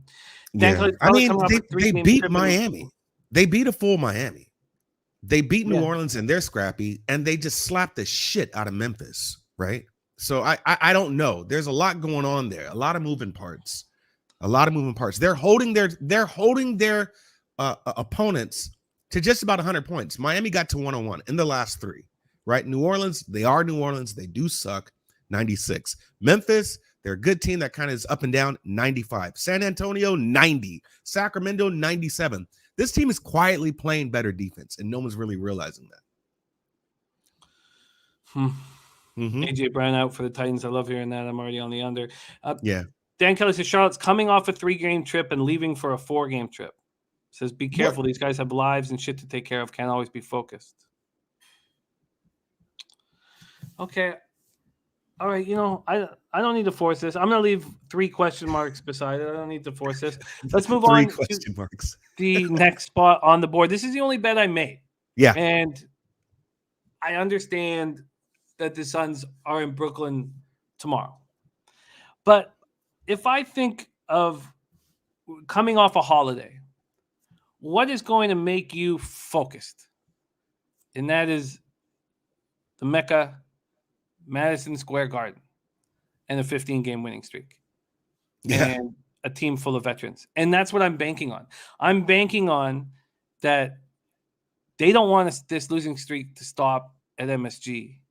And so I moved on the Suns -3. I don't believe it's moved at all here. This total opened up at 216. It's still at 216. There are some 216 and a halves here. This spread is now at 3.5. Okay, that makes me feel good. I got it at 3. That makes me feel good. Let's move over to the cash flow in this game.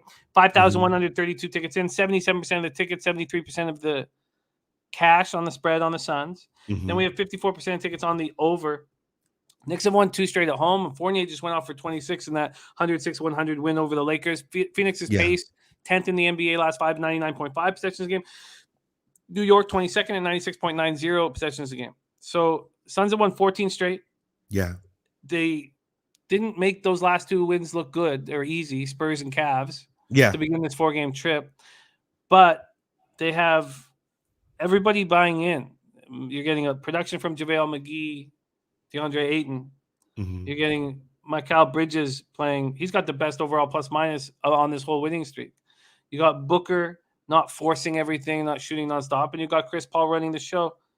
So I just don't think this winning streak ends. Yeah. In Madison Square Garden. So I'm right there with you. If you look at New York's games, their last 10, all but one has gone under. All but one. 214.5 against the Lakers, under. 213 against Chicago, under. 214 against Houston, under. 207 against Orlando, under. 211, under. I mean, these games are going under. And for what it's worth, Phoenix is going over their last 4 games, but they're low numbers. 211 over, big time. 219.5 over, 208 over, 211. This 216 is a nice number to me. I do like Phoenix to cover this spread, right? But I do believe also that Chris Paul will play smart ball, knowing they're starting this, back-to-back, if you will. And they're going to Brooklyn, so they're there. It's still a back-to-back. They're just at home. But then they play Golden State on the 30th, and they play Detroit. I think you're going to get some managed minutes here. I do believe that. I believe the minutes are going to be managed, and this is going to be a low-scoring game. So I do like Phoenix Suns here to cover this spread, but I don't know if I like the under even better because New York also is going to go, and they play tomorrow, but they're going to go to Atlanta. So I don't see a fast-paced game here, if you will. I do see this game also going under. It just seems like a lot of games are going under. Regardless of what the number is, I don't see why this game itself doesn't go under. New York is not playing these fast-paced games where they're scoring a lot of points, and that also works in the Phoenix's favor. So if this game is going under, in which they're not scoring a lot of points, then this also seems like Phoenix should put up, in my opinion, enough points to cover the 3.5. So I would take Phoenix minus 3.5, and I'm also leaning the under on this game. Well, we can get you that. So the 3.5, we can get you low juice at Pinnacle minus 105. But we also have the under at 216.5 at Bet365. Other books have 216. Do you want to move on that 216.5? I'm not going to move on the 216.5 just yet. Okay. I will take that line. You just can't get in front of a team that's winning 14 games. That this is kind of like that Utah Jazz spread last year. Or you just know they went on a 15-game tear where they were just running through opponents. And then when the All-Star break happened, they just kind of lost their mojo. But right before, this kind of seems like that. It really seems like that what Phoenix is doing right now. So until the wheels fall off that train, you got to jump on the Phoenix Suns train, right? So I am taking the Phoenix Suns minus 3.5. I don't think this is a trap game. I don't think that number is too low. I think the books have it just right, but Phoenix will come alive and take care of things in the fourth quarter. I love it. I love the breakdown. I've got you to 3.5 minus 105. Also, Dan Kelly's come in with Detroit team total over and the third quarter Phoenix Suns minus 0.5. So I'm going to copy and paste that 3.5 lock. Dan's been on those quarters, man. I remember one of the games I had taken early, Golden State. I think because I rewatched the show, I think he had taken Golden State first quarter and won. Right, and that was all they won. So yeah, if Dan, if that's right, Dan, let me know. But I think you were the only one to win that Golden State game. It was the move was Golden State first quarter, and he won it. And then from there, Golden State did not cover any spreads, any of the first half or full game. Yeah, he's got a lifetime of spreadsheets in a database. So anytime that he this is something that he's built and built and built and built and continues working on. So we love rolling with him. All right, let's go. Next up for us, 7 p.m. Eastern, Chicago Bulls, 12-7, 6-4 on the road to Orlando Magic, 4-15, 1-7 at home at Amway Center in Orlando, Florida. Chicago pace last 15th in the NBA, 98.20 possessions a game. Orlando 8th at 99.60 possessions a game. And Vucevic is going back to Orlando. So only Dwight Howard, Nick Anderson, and him have reached 10,000 points with that franchise.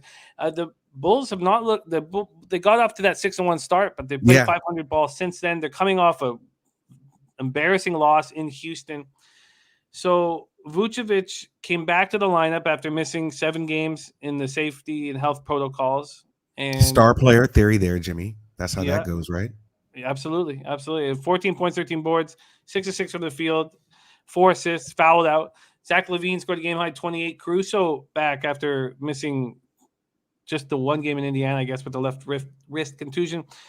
Mm-hmm. Orlando has 6 players scoring in double figures in a lot of these games. And that 106-99 loss at Charlotte, it was that again. You had Suggs, you had Wagner, Harris, and Gary Harris, by the way, 35 minutes. Season 9, 35 minutes. Cole Anthony's listed as questionable.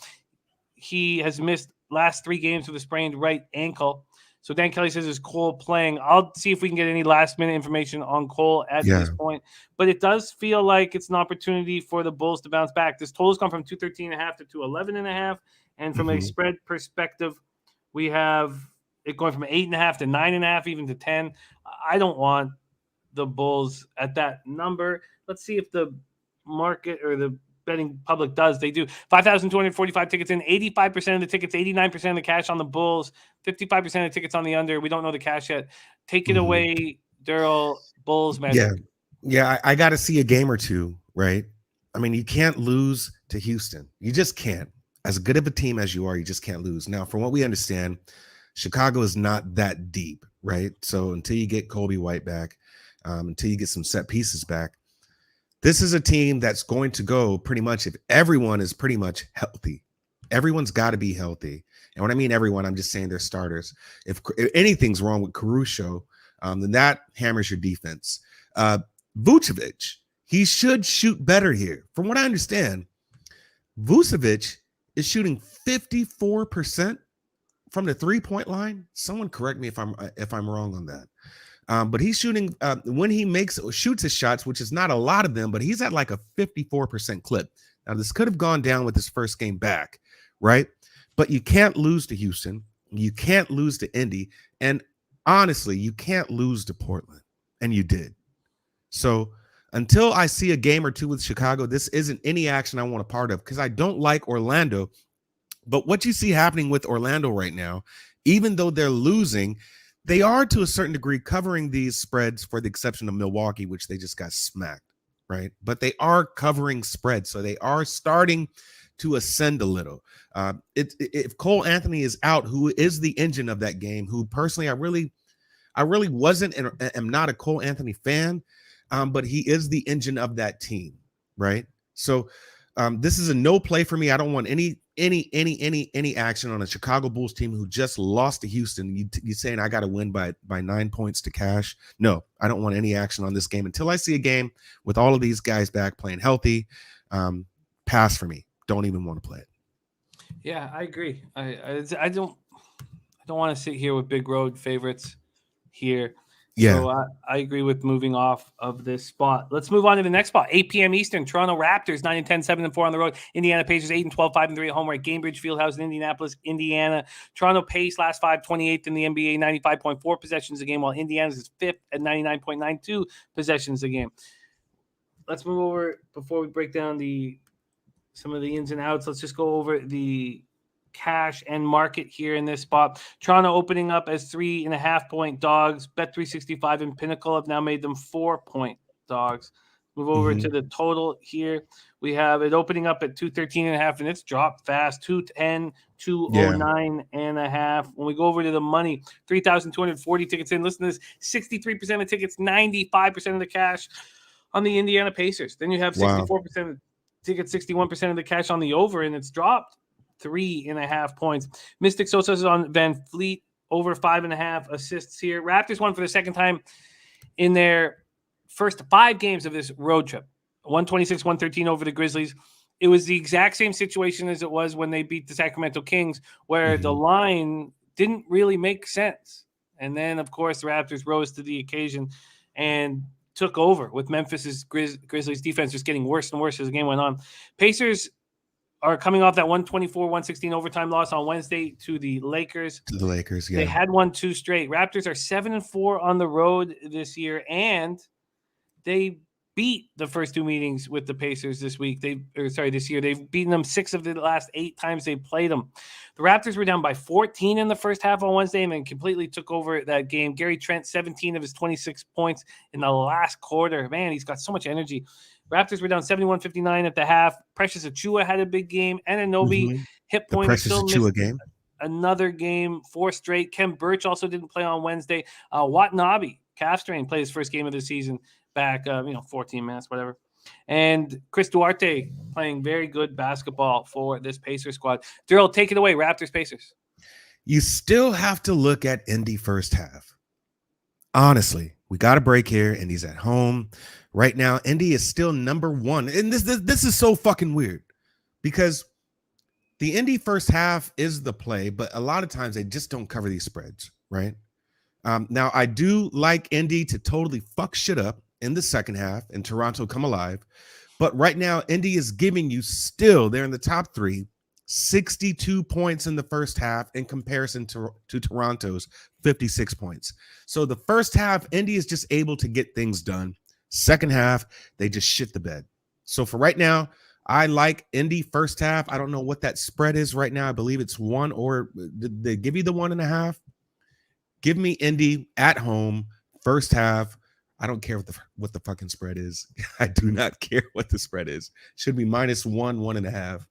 Wouldn't be surprised if it's -2. Yeah, wouldn't be surprised if it's -2. That's the best I can give you. Pinnacle and Bet365 have moved it to 2.5. So Bodog and Sports in Bodog's 2 is at -115. So it's Sports Interaction giving you the -2 at -110. Yeah, that's fine. Give it to me. That's just a bucket. So if they push, they push. But they score a bevy of points in the first half. They're in the top 3. This late in the season, this team is in the top 3, but they're 8-12. Right? They're 8-12. They're under 500. So that shows you they lose games in the second half, right? That's where it is. They're still in the top 3 in points scored. So you can make a case for them technically scoring points in the first half and also allowing their opponents to score points in the first half. But this is one of those games. It's a get right game. If you ask me, Memphis is kind of an up and down team. So you could take that as a statement win for Toronto, but Memphis is either they're good or they're really bad. It's one or the other. It's like no in between. So in this case, I do like Indy to score a lot of points in the first half. They're averaging 62 in their last 3 under Milwaukee, who's averaging 67, who's kind of come alive. I do like Indy first half -2. I'll take that spread. I'll make that an official play. I love it. I love the bet. I love the breakdown. I think that I will be tailing that. It makes a ton of sense. Let's roll on. Next up, 8 p.m. Eastern, Atlanta Hawks, 10-9, 2-8 on the road. And Memphis Grizzlies, 99-6-4 at home at FedEx Forum in Memphis, Tennessee. Atlanta pace 19th in the NBA at 97.60 possessions a game, while Memphis last 5 pace is 11 at 99.00 possessions a game. I think I'm the only one on the planet who lost a bet on the Atlanta Hawks in the San Antonio game. I'm just so snake bit right now. And Dan Kelly made a comment, and I agreed with him. And then I just didn't do it right. Everybody was talking about the the Hawks not winning on the road, playing bad on the road. Everyone's saying, let me see them win on the road. And I was saying, no, I think that, things came together. And I wish I'm not going to quote unquote Dan right now, just because I've been barely sleeping and I would expect that I would mess it up. But fuck it up. Go ahead. Fuck it up. He said, don't you think that it's possible the Atlanta Hawks got right in this homestand? And that it doesn't matter basically where they played because they got right now. And they're getting scoring from 6 different players. I mean, you got 6 guys averaging double figures in Young, 25.3, Collins, 16.6, Bogdanovich, 12.3, Capella, 11.3, and DeAndre Hunter, 10.8. And I took the Hawks first quarter like a schmuck. That's what my dad used to call me, a schmuck, when he was pissed off at me. I can't believe I messed that up. They win 124-106. Trae Young goes for 31. 8 Hawks scoring double figures, and I somehow don't cash that. Yeah. So now Reddish, 57 combined points in the last 4 games at 11.8. So he adds to this group already. And Memphis is last in NBA in scoring defense. And Dylan Brooks, 19.4 points per game since debuting November 10th.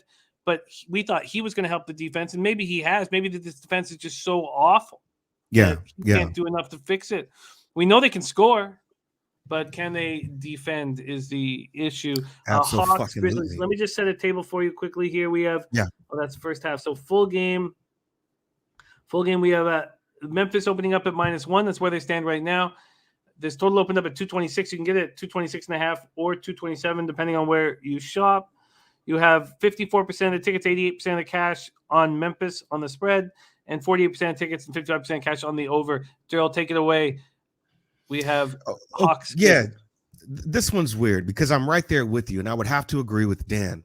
We got to understand that Atlanta was a good team post Lloyd Pearson last year, right? They just went on a fucking tear with Nate McMillan. And Nate McMillan deserved that opportunity. He got it and capitalized on it. We also know that Atlanta is A, very deep, and B, has shooters that could shoot out the building from multiple positions. Now, they didn't get right. I would have to agree 1,000% with Dan Kelly, when he says you use that homestand to get right, because they were too good of a team to be as bad as they were. So right now, their away record is 2-8. Their home record is 8-1. You got that homestand, you start doing things the right way. For whatever it's worth, Memphis plays just about the same home as away because Atlanta plays tomorrow and Memphis has a day off. I believe that's why the number is short. But you can't tell me just putting these teams together at a table that Memphis is a -1 a team, right? I was looking at their injury report. I only see right now these probables. You've got Bog, that's questionable. You've got Trae Young, that's probable. And of course, you've got Hunter, who's been hurt. He's the snake bit guy. Hunter is the snake bit guy on that team. It's like he's always hurt. Hunter and Herter, who's kind of up and down as well. But when you have those guys playing, they play really good together. This is a game that I would have a strong lean still with the Atlanta Hawks. I would have to lean the Atlanta Hawks just because of how well they're playing. Regardless of the homestand, they're beating some decent teams. And they're beating them, in my opinion, they're beating them without a problem. They beat San Antonio at San Antonio, beat them by almost 20 points, beat OKC, and we know OKC sucks, but they start to be competitive. I still go back to the fact that they are able to come down from 26-point deficits and win games, right? So they've done that. They've beaten Charlotte, which is really hard to do, but they beat them considering how well the defense have been playing. They've beaten Boston, and they've beaten Milwaukee by 20 points. Regardless of who's on and off the court, these are some good, really good teams. I would have to lean Atlanta here, but this is a game you wait on just to see who's coming in and who's out this game. You have no Trae, who right now is starting to adjust to that new offensive rule. I don't want any parts of this game, right? We already know that Memphis can have Ja go off for 19 points in the first quarter and still put up almost a 40 burger and possibly, still lose the game in which they did. So only one way I can look is Atlanta here, but I got to wait to see what the final injury reports are. -1 is the wrong side. People might think this game is trappy because of the -1, but I kind of feel like there's some players sitting out. I don't have any action on this game until I see the final injury reports. Yeah, that all makes sense. It all makes sense. I wonder too if this, if we're sitting here in the first round of the playoffs, and this is, I know obviously game 1 and 2 would be very important, but let's say it's game 3 and it's the Hawks at Grizzlies, and the Grizzlies are at home. Are they? I mean, would they be bigger favorites in this? Would it be a 2.5 or a 3? Like, I just wonder if the Grizzlies defense, which has been so bad, but they're still at the house. And do you want? I just don't know if I want the Hawks at this number on the road. But remember what I said. You can use the Michael Jordan game plan, if you want to call it that, which is you let that star player go off because he's going to get his points regardless, right? But as long as you contain everyone else and do your job, help on rotations and things like that, you'll be able to come out with the win on this game. And I just think you can do that with Memphis. Desmond Bane plays better when Ja's not on the court, right? So until I see him be able to play and be effective and do more than just his role playing what he's supposed to do, this is a game that you have to lean Atlanta. And to Dan's point, like you just said earlier, that homestand could easily be a get right homestand. And now you see the Atlanta that you start to see post Lloyd Pierce. So until I see someone, play hard against them, maybe Memphis can do it here. Dylan Brooks isn't in this game, right? Or is he back this game? Yeah, I've got, because he came back. But Dylan Brooks would be a big help. Well, that's what. But if he's come back, that's what. Yeah, he's back. He's good to go. He's played in 5 games since he's been back. 5 games since he's back, and he's not. This defense has not changed. Yeah. So star player theory here. Is he your defensive star player? Because then you can turn around and use that same theory to a certain degree, to where this is going to be his first game back or his second. I'm drawing a blank. But Dylan is just now fresh back into that lineup. So you're going to see things. Oh, sorry. So you're going to see things slow down if he's in. But I can't lean any other way but Atlanta. Because like I said, you can let Ja go off for almost 40 points and they still lose. I agree. Billy Friedrich says Grizz good at home, Hawks really bad on the road. I think that there's not enough sample size for us to say that the Hawks are just really bad on the road. And well, I can see his point, Jimmy. I can see his point. I mean, away they were 2-8, right? Yeah, they were shitty on the road, but this was the beginning of the season, still very early. You still had some hurt players, so I can agree to disagree there. But I think that has turned around, man. I'm going to say this: Dan was right on the money with the homestand. You can use some games to get right and right the ship, and I believe they did. This is why I think you see a better Atlanta Hawks team moving forward, but you got to have those set pieces in. Dan Kelly says, I'm looking at road teams the Friday after Thanksgiving, not on their first game of the trip and going home tomorrow. So he's on Memphis team total under, and the Hawks have the Knicks at home tomorrow. So I'm going to just pop that here in that game. I could be a look ahead game. Trey got spit on in the Garden. So, yeah. And again, this is Dan Kelly saying he gave us this beginning show. Going back to 2014, there have been 5 NBA games that started 1:30 local time on the Friday after Thanksgiving. The road team has easily covered the second quarter in all 5, and that's that 3:30 game.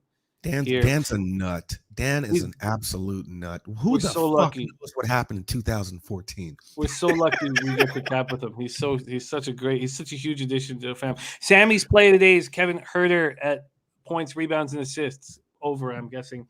And Trotwam agreeing with that. Okay, let's keep rolling right along. Yeah. Next up for us is Washington Wizards at Oklahoma City Thunder. Wizards 11-7, 4-5 on the road.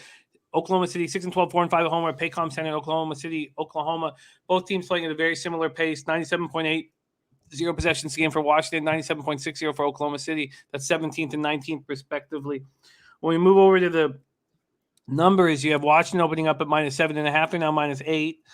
There are still 7.5s out there. This total opened up at 207.5, and now it's 206. Mostly 206s across the board. When we go over to the live cash, 3,833 tickets in. 60% of the tickets, 83% of the cash on the Oklahoma City Thunder. Then 46% of the tickets, 95% cash on the over, and it's dropped a point. So that's very interesting. So Washington not looking good. Lost 4 of 5. Yeah. This road trip started with a 127-102 loss in New Orleans. I mean, it's just and then Bradley Beal saying no aggression. We're playing passive, and to me, that's more of a. Now you would know this better than me, Daryl. He's talking about defensively, right? He's defensively. That's not an offensive thing. He's saying defensively. I'm guessing. You guys would know better than me. So Thunder come in the Friday after losing 4 straight games, 6 of their last 7. They lose 110-104 at home to Utah Wednesday, and they look good. Josh Giddey looked good. Shea's missed the last 2 games with a sprained right Yeah. ankle, and Giddey has stepped up in a big, big way, taking over some primary ball handling duties. Take it away here, Daryl. Washington, Oklahoma City. Looking at the numbers, do you know Washington is worse in first half points than OKC right now in the last 3, which is fucking crazy. That's crazy to me. 47 in their last 3 versus 52.3 to OKC. I believe this is a game that OKC, because of the skid that you have Washington going on right now, I believe this is a game where OKC can remain competitive and keep it close in the first half. I honestly believe that. I believe this is entirely too many points for me to take Washington on for a team who's just been on a slide. Wizards right now, they lost to New Orleans. Like to your point that you just stated, they lost to New Orleans, Charlotte. They played a back-to-back with Miami. They lost that first one, won the second one, lost both games to Charlotte. This team right now is kind of starting to even out. Remember, we were talking about how good this team was in the beginning of the year. And at one point in time, they were first in the East, right? And now you're just starting to see things balance out and even out. And OKC is the type of team that can come in and sneak out, either a victory or just a close loss. So I do like OKC here in the first half. I have not pulled the trigger on this. This is going to be a heavy lean for me. I do like OKC in the first half, and the reason why I like them is because of the pace that they're playing also. And then basically the number itself is kind of, telling its own story. OKC is the type of team that will be down and come back, right? You do have Lou Dort. That's another prop to look at. I know Wham has been on and Ski has been on Lou Dort. I believe it's points and threes. If Lou Dort's coming out there and shooting because SGA is out of there, that is also another really good lean. So you could lean on the Lou Dort props, whatever they are at this point. But I am leaning heavy on OKC first half. Where they do come alive is that third quarter also. So you could look at the full game, but it's still OKC, and I don't like to put all my eggs in a basket on a bad team. So I do believe they can stay competitive at home against a Washington team who is still not really getting right. They were really, really good in the beginning, and now they're kind of, not, playing as good.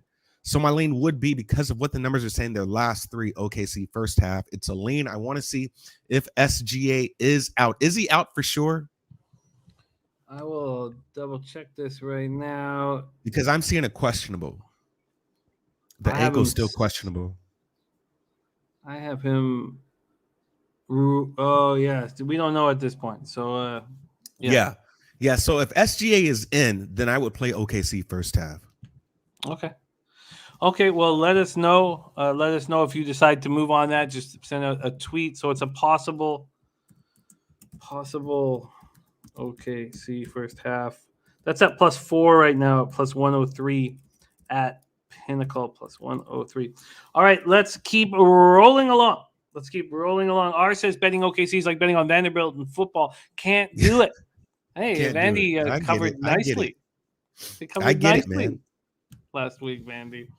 Okay, let's roll on.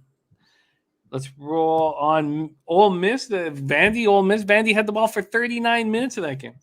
Boston Celtics 10-9, 5-5 on the road at San Antonio. Spurs 4-13, 2-6 at home. We're at AT&T Center in San Antonio, Texas. Boston pace last 14th in the NBA, 98.30 possessions a game.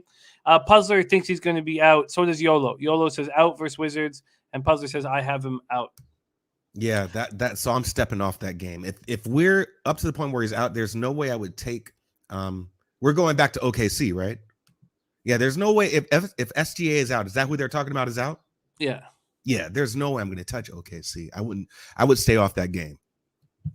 All right, let's take a look at what we're dealing with here with the Celtics Spurs. Celtics open up as 1.5-point favorites. They're now 2. Oh, that's the first half. My fault. I was saying that does look a little short.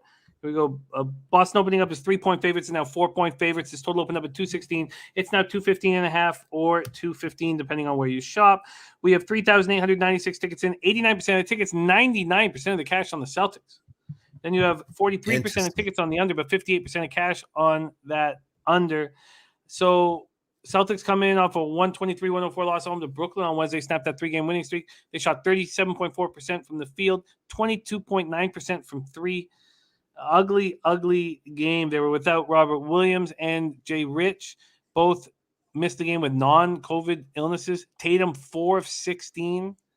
Jaylen Brown went for just 13 points.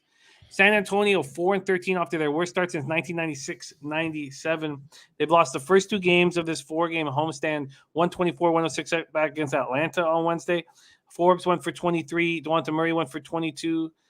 Jakob Poeltl and Keldon Johnson scored 15 points each. Poeltl also grabbed 10 boards. These Spurs have lost 6 straight games. This is a nice spot, in the middle of a homestand. But can you trust them? The betting public certainly doesn't. Celtics Spurs, take it away, Daryl. This is a contrarian play here because I do like the size they have. You have Jakob in there, right? You have Robert Williams III, who is out. That's the size advantage definitely goes to the Spurs at this point. This line is short and low for a reason. San Antonio plays at home, right? But they don't play for another 2 days, right? They don't play until the 29th. Boston plays on Sunday, right? So they have an extra day off, but they're basically traveling to Toronto.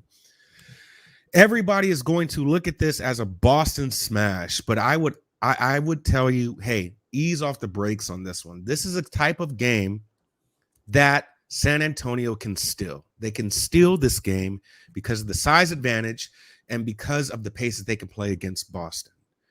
You do have Jaylen Brown, who's still going through conditioning. It seems like he's kind of got long COVID. I have no idea what that means. But there have just been some games that Boston has disappointed you and lost on, specifically the one they lost against Cleveland earlier. Everyone is going to scream Boston, Boston, Boston. It's going to be an easy game. Boston, Boston, Boston, Boston. I just don't think that they can get it done. I haven't gotten there yet. But this is going to be a contrarian play for me. Spurs at home with the motion offense that they can run with Jakob Poeltl. This is a game that San Antonio can get right on. Boston lost against Brooklyn, right? But this is who they've played and won against: Houston, OKC, and the Lakers. San Antonio, in my opinion, has played the tougher teams at this point, losing against Atlanta, Phoenix, and Minnesota, who's been on a tear, and the Clippers. So San Antonio's played some tougher teams, and they've kept it substantially close. They kept that game very close against Phoenix. Could have been some garbage points, but Phoenix didn't even cover that spread, 111 to 115. This is a game, in my opinion, that San Antonio can come out and win outright. The model that I have shows this number as at San Antonio, 1.67 points, with the total being 230. So that is an outlandish number, but I could see something like that happening. The predictive average on this game with different models ran right now is Boston minus 1.8, so they don't cover the -3. So this is a game that's short. If everybody's looking at this as San Antonio just being a trash-ass team, the Boston should be able to come out here and blow them the fuck out, and I just don't think that's the case. So my look and lean would be, it could be a contrarian play, could be square as fuck. I don't care, but you got to understand, Boston doesn't have the right size. You're not telling me that Al Horford is going to run up and down and get his shot off against Jakob Poeltl, who is the main set piece, not Landell. It's Jakob Poeltl for that motion offense. He clogs up the paint. Motion strong, motion weak. He clogs up the paint to allow those guards to get open. So this is a game because San Antonio has had time to game plan, and because they don't have a couple of games or another game for a couple of days, this is a game that San Antonio can get right and steal. I do like San Antonio. I probably will get to the board on San Antonio. I want to see if I get a hook here because this is a key number. So I want to see if I get a hook here. If I get a 3.5 Boston Celtics, I promise you I will stomp on San Antonio Spurs. You get a 4 right now. Give it to me. Fuck it. Give it to me. Give it to me. And that 4 is also at even money. +4 at +100 for the Spurs for Durrell. Very interesting. Very interesting. And then that just takes me right away to see what this. Oh, they haven't put out the team total for this. I wonder what they're waiting for. Wonder what they're scared of. Yeah, 214. That's kind of low, but that also works in the San Antonio's favor. That allows them to get into their offensive sets and run key plays. So yeah, it makes sense. Jose, can you go on Pinnacle and get the Spurs team total for me? Spurs team total when you get a chance. All right, let's keep rolling. Next up, Milwaukee Bucks at 9 p.m. Eastern, 11-8, 5-4 on the road at Denver Nuggets, 99, 7-3 home. We're at Ball Arena in Denver, Colorado. Milwaukee's pace the last 5, second in the NBA, 101.30 possessions a game. Denver's pace 29th, 95.20 possessions a game, and things just keep getting worse. PJ Dozier now left anterior cruciate ligament. He's gone. So you have no Jokic, no Michael Porter, no Jamal Murray, no Bones Highland. Jokic has missed 3 straight games with the right wrist sprain. He could be available to face this Bucks squad that's coming off that 5-0 homestand. Giannis Antetokounmpo, 33 points in that beatdown of Detroit, 114-93. Bucks are 7-0 when Antetokounmpo and Chris Middleton and Drew Holiday all play together. And Bobby Portis, God, I love that guy. What a bulldog off the bench, is playing very well right now. And this rotation now, 9 players playing at least 20 minutes. So let's see what we're dealing with.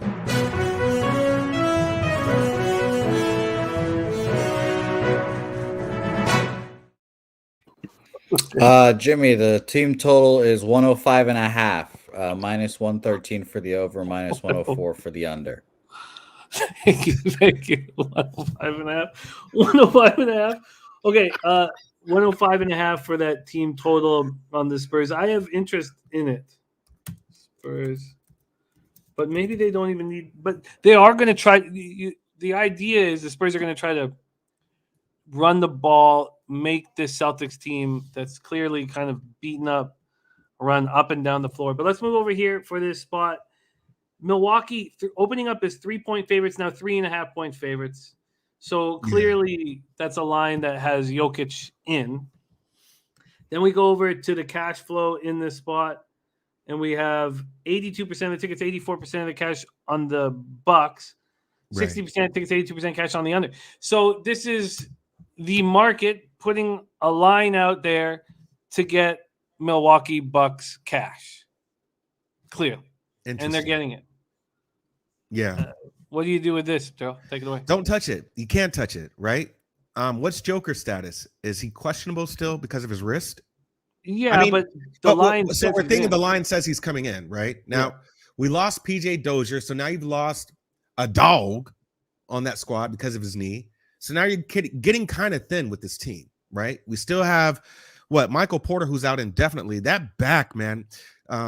Just a sidebar. That guy is another snake bitten dude, right? Really, really good player, but he's always been injured. So here we have the issue with his back again. Bones Highland is doubtful, who's another dog. So now we're losing dogs. This isn't a game I want to touch at all because Milwaukee, now you're starting to see them. They need DiVincenzo, but now you're starting to see this team play with their big 3, if you will, being Drew, Middleton, and of course the Freak. This team should railroad Denver. They really should, right? But the number is low for a reason because when Joker comes in, Joker's going to play his pace. He can play the defense that he needs to play on the Freak. But when you got Drew back in there, I don't know if people really understand how much of a difference maker Drew Holiday is, bro. Drew Holiday is a difference maker for the Bucks. So this is a game in which, like you're saying, it seems like the Bucks want you to go towards the Bucks.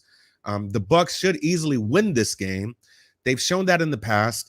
Just looking at some past games, right now, Milwaukee, for what it's worth, they're winning games.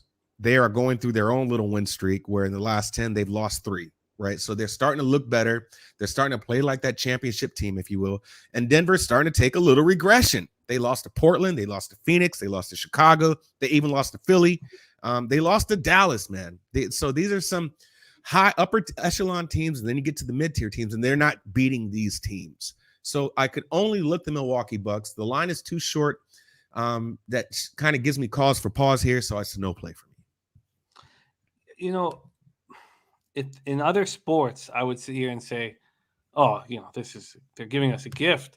The NBA, there are no gifts. There's no fucking gifts. They put this line out knowing they were going to get inundated with Milwaukee Bucks guys. Right. Right. Hey, I'm telling you this, Jimmy. I swear to God, man. That's the same thing that's happening with the Boston and San Antonio Spurs game. I promise you, bro. Yeah, and I mean, wow, wild. Very, very wild. Labyrinth is on Holiday +6 boards and a Bucks win. And Dan Kelly says, for information, Milwaukee on a 5-game winning streak and a 5-game homestand, just like Atlanta when they went to San Antonio Wednesday. So they get so then we're going with Dan Kelly's theory that they use that homestand to get right. They got right, and now they're playing the ball they need to, and that they were playing last year. That, like I said, it's in Milwaukee, but the books will trap the shit out of you, right? You don't want that. So this is a game where Denver is too hurt. The line is short as hell, and people are just going to jump all on Milwaukee Bucks. If they're giving you a gift, like we've talked about, there's no gifts in the NBA. This is a gift that will keep on giving, right? A lot of people are going to take Milwaukee. I would lean Milwaukee. One of these teams has to lose it then. I don't think it'll be Atlanta. So if anything, maybe it is Milwaukee. I just don't want any kind of action when I see shit like this. Yeah, it scares me. The first thing it does is scares me, but I completely understand. The comparison. It's a perfect comparison. Wow. Okay, we'll talk more about it. Let's move on to the next spot. Pelicans Jazz. Pelicans 4-16, 1-9 on the road. Jazz 12-6, 6-3 home. Vivint Arena in Salt Lake City, Utah. We're going to see this back to back. We're going to see this game tonight. We're going to see this game again tomorrow. Pelicans pace 7th in the NBA, 99.7 possessions a game, while Utah is 12th at 98.9 possessions a game. So Utah comes in off just barely squeaking by Oklahoma City Thunder 110-104. And that came on the heels of them losing 119-118 at home to the Grizzlies. New Orleans comes in after stomping the Wizards, after not looking good against the Pacers and the Timberwolves. So let's see what the number is here. We have Utah opening up at 11.5. That's moved to 13.5. Yeah. This total opens up at 214.5 now, at 216.5 or 217. When we get into the cash flow, we don't know. We don't have cash up yet for whatever reason, but 67% of the tickets are on the Jazz at the spread. 63% of tickets, 98% of cash is on the under, and it has gone up to 217. So a lot of mixed messages here. Eric Brown says chalky, but I like the Jazz. R says easy under. And Stan Lynch says sometimes there are gifts. Same thing happened Wednesday. Hawks by 3, crushed the Spurs by 18. And yeah, that was the comparison that we were making. Sammy Culmer did open this show by giving us Jazz -11.5, -1.5, -1.5, excuse me, as a 2.5 unit play. Let's see what Daryl has to say about this spot, Pelicans Jazz. Yeah, so predictive average right now has this game at, we pulled that number back up, 13.20, right? So we're right there as far as the game. Have the total being 222. Have one model that shows the game Utah by 14. Has another model that shows the game Utah by 17. I think this is a game to where you don't have to be afraid of the number, but if you're going to play the game, play it full game. Last 3, once again, Utah right now is 54 points. New Orleans is 56. So they are actually winning first halves, and they're scoring more points in the first half than the Utah Jazz. I personally don't want to play this game because we know how gritty New Orleans can be in the first half. But if they're winning in the first half, then that's a lot of points Utah is going to have to make up in the second half to cover. That number is large. This would be a live bet game because the way to work is this. If New Orleans right now, we pull that number back up, last 3, last 3 right now, it's funny too because Utah's like at the bottom tier as at first half points. New Orleans is scoring 56. Utah is scoring 54.3. Looks like he's holding on a pause. So Utah's effect. Oh, there he is. Sorry, you just froze for a second. Did I? It was my bad. I'm dramatic sorry. Effect. It's like, man, when I would do mushrooms with my brother, he would always put his finger up like he was going to say something, but he would do that for an hour and a half. Okay, I'm sorry, man. I got to get off this Boost Mobile Wi-Fi. And he would never say a word for an hour and a half. Take it away. Okay, man. I'm sorry about that. Utah right now averaging in their last 3, 54.3. New Orleans is averaging in their last 3, 56. So they're averaging more points in the first half than the Utah Jazz. Overall, this is crazy. Overall, New Orleans in the first half is averaging 53 to Utah's 55. So I think quietly what people don't know is that Utah also is a second half team. First halves, they're going to keep it competitive. So when you see how big this number is, look at this number and look at what Utah has been doing in the first half, and it's actually worse than what New Orleans Pelicans have been doing in the first half. New Orleans has played Washington, won that game, Minnesota and Indiana. Remember, Indiana is also a first half team, and they're able to stay competitive. If I were to look at a side here, I don't have a play on this game, but it would be New Orleans Pelicans first half. I believe that line is too large, and I believe New Orleans can come alive and keep it competitive in the first half. But this is what I was saying before your finger went up. If New Orleans is winning this game in the first half, that's a lot of points for the Jazz to make up. So you're going to see a fast-paced game second half, which also would make sense for that number to possibly go over. It's a low number, but New Orleans would have to get up in the second half. So 12.5 is a lot of points for me, but it is the Jazz at home. You are playing also an elevation. But I think people are going to look at that 12.5, Jimmy, and they're going to say that number is too large. Let me take New Orleans in the first half, and I think a lot of money is going to be lost. So right now I don't have a play on this game. The Jazz themselves, they played OKC and beat them, but that was only by 6 points. They lost to Memphis by a point, and they beat Sacramento by almost 20 points, but it's fucking Sacramento. New Orleans Pelicans do suck, but they are better first half team right now, how it stands, than Utah Jazz. So if I have a play to make on this, my lean would be New Orleans Pelicans, but I do not have a play on this. I'm off this game. Yeah, that breakdown all makes a ton of sense. Plus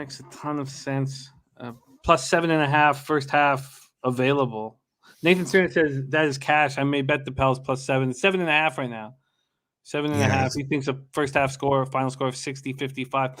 It's uncomforting for me to take a team off of a great performance against a team that's not been who we know has a ton of skill, who's not been very good the last couple of spots. And you just think that there's a bounce back opportunity here. The difference in your Spurs Celtics spot is that the Spurs have not been good, and they're in that perfect spot in their homestand to get right. Even though the Celtics are going to most likely be much better than they were, it still might not be enough, with a bounce back spot. Sammy Comer says Pels off 25-point win, Jazz off 2 non-covers and a straight up loss. Yeah. I get it from both sides. Yeah. Let's move on to 10 p.m. Eastern. Portland Trailblazers 10-9, 1-8 on the road. The Golden State Warriors 16-2, 10-1 at home. We're at Chase Center in San Francisco, California. Portland 24th in pace, last 5, 96.4 possessions a game, while the Warriors are 21st at 97 possessions a game. Let's move over to the cash flow here. Golden State opening up at 6.5. Now it's 6. Let me just see the market movement here. So it never moved. So for whatever reason, I thought it moved to 7. It was on its way to 7. So it opened up at 6.5 minus 105 at 420. And then within under an hour, it had moved to minus 110. And at that time, when Pinnacle moves it to minus 110, you can think that 7's coming. But the opposite happened, and the 6.5 changed at 10 to 11 Eastern this morning. So right before we open the show, this moved to a 6. So let's move over to the cash flow here in this spot. We have 84% of the tickets and 99% of the cash on the Warriors, and it's moved a half point towards the Trailblazers. Fishy. 48% of tickets on the under, 93% of cash on that under, and that total opened up at 223 and it's moved to 225. So tricky line movements for us to break down. Warriors 9-game home winning streak. They just completed a 3-game. This will be. So they played the first 2 games of their homestand. This is game 3 with wins over Raptors and the Sixers. Blazers began that 3-game road trip with a 125-121 loss at Sacramento on Wednesday. It was the second half of a back-to-back. They looked good the night before. And Lillard, 32 points, 10 assists, double-double. Take it away here, Lillard, back home in the Bay Area, Blazers, Warriors. I'm not scared of the minus 6. See, this is where I fucked up last week and took the game way too early, and they sat the Stars, right? And they still won that game with basically a committee win, where the only win that covered was Golden State first quarter that actually Dan Kelly took, right? That was it. From there, it provided I didn't get to the board early, I would have stayed off the game because they didn't cover the spread. But you've got everybody in. You've got everybody in for the exception of possibly Andre Iguodala, who's I think he's doubtful or out. You have Jordan Poole playing. You have Damian Lee playing. You have Wiggins playing. You have Draymond Green playing. You have the chef himself that will cook up anything on any day of the week playing. Why would you not take Golden State -6? I just don't see them being upset at all. I don't. So this is one of those things to where you have to just put on your blinders and be like, I don't care what the books are saying. It's just a 6. It's a 6. And I honestly just believe Golden State is the best team in the NBA right now. I honestly believe that. They are the best team in the NBA. They're winning by committee. It's not much deep analysis I have to do here or even speak on. I just believe looking at the -6, Golden State at home, having a little break. They don't play until the 28th themselves, so they're going to have another day where they're off. Give me Golden State -6. It's almost a key number. I just think that they're the better team than Portland. I think they're the better team than Portland. Portland has been on their own kind of, win streak. They beat Denver, they beat Philly, they beat Chicago, they beat Toronto. They lost to Sacramento. That was a close game, but that's a game you should not have lost, in my opinion. You should not have lost to Sacramento. Provided it was back-to-back, it was probably their 3rd and 4 or whatever. I don't care. The bottom line is you should not have lost that game to Sacramento, knowing that you weren't going to play again until the 26th. So I still like Golden State here to get it done. I believe Golden State will come out and continue this dominance, and I think the two best teams are honestly Phoenix and Golden State. Those are the two best teams. They're the best teams in the NBA. They're the best teams in the West. Until you show me differently, I'm just going to jump on Golden State -6. This is the better squad. So give me Golden State. I don't give a fucking shit what the spread is. You can get a -5.5. Stan's looking it up right now. The one that I can find right now is -6 at -103 at Pinnacle. So very little juice. This very strange line movement is throwing me for a loop. And I thought about that looking at it. This is one of those things to where I don't want to pay attention to the line. I think this is a game that a lot of people are going to overthink. But there's nothing that tells me that. I mean, Portland is playing better, right? Dame is shooting the ball better. CJ is shooting the ball better. You are getting some better play out of your set pieces. Yeah, I mean, is there a chance? I mean, you've got a good big in Nurkic. I believe that Dre can contain him to a certain degree, can finesse him. Nurkic can just throw him around all he wants to. Until you get James Wiseman back there, you're real true big. Remember, I've been saying that Golden State's been kind of playing small ball all year, right? So you could play Kevon Looney in there. There's some different looks you can throw at Portland on the big side, but Golden State is just too good of a team, man. Too good of a team. And I think having Dre, having Wiggins play good, and having Chef in that game changes everything. Changes absolutely everything. I'm going to lock that in. Actually, I've got Pinnacle up here, but I'm moving too many things open on my computer. Jose, can you find if because Stan's saying the Pinnacle is at 5.5 -113 for the Warriors? Give me a thumbs up if you see that right now. I'm going to move on. Oh, it is. So 5. Thank you, Stan. That's huge. Okay. Wow. Move to 5.5 with all this money on them. Let's take it. Oh, I should ask you, do you want -6 at -103 or 5.5 -113? Give me the half so I don't push. -5.5 at -113. And look at this note from Dan Kelly. It's so important, so interesting. Oh, wow. And -109 a bookmaker. Thank you, Billy. That's great. -109 bookmaker. Billy, thanks, brother. Yeah. Listen to this. At halftime, this is from Dan's notes. Golden State Warriors opponents, second half team totals are 3-15 to the under. Interesting. Wow.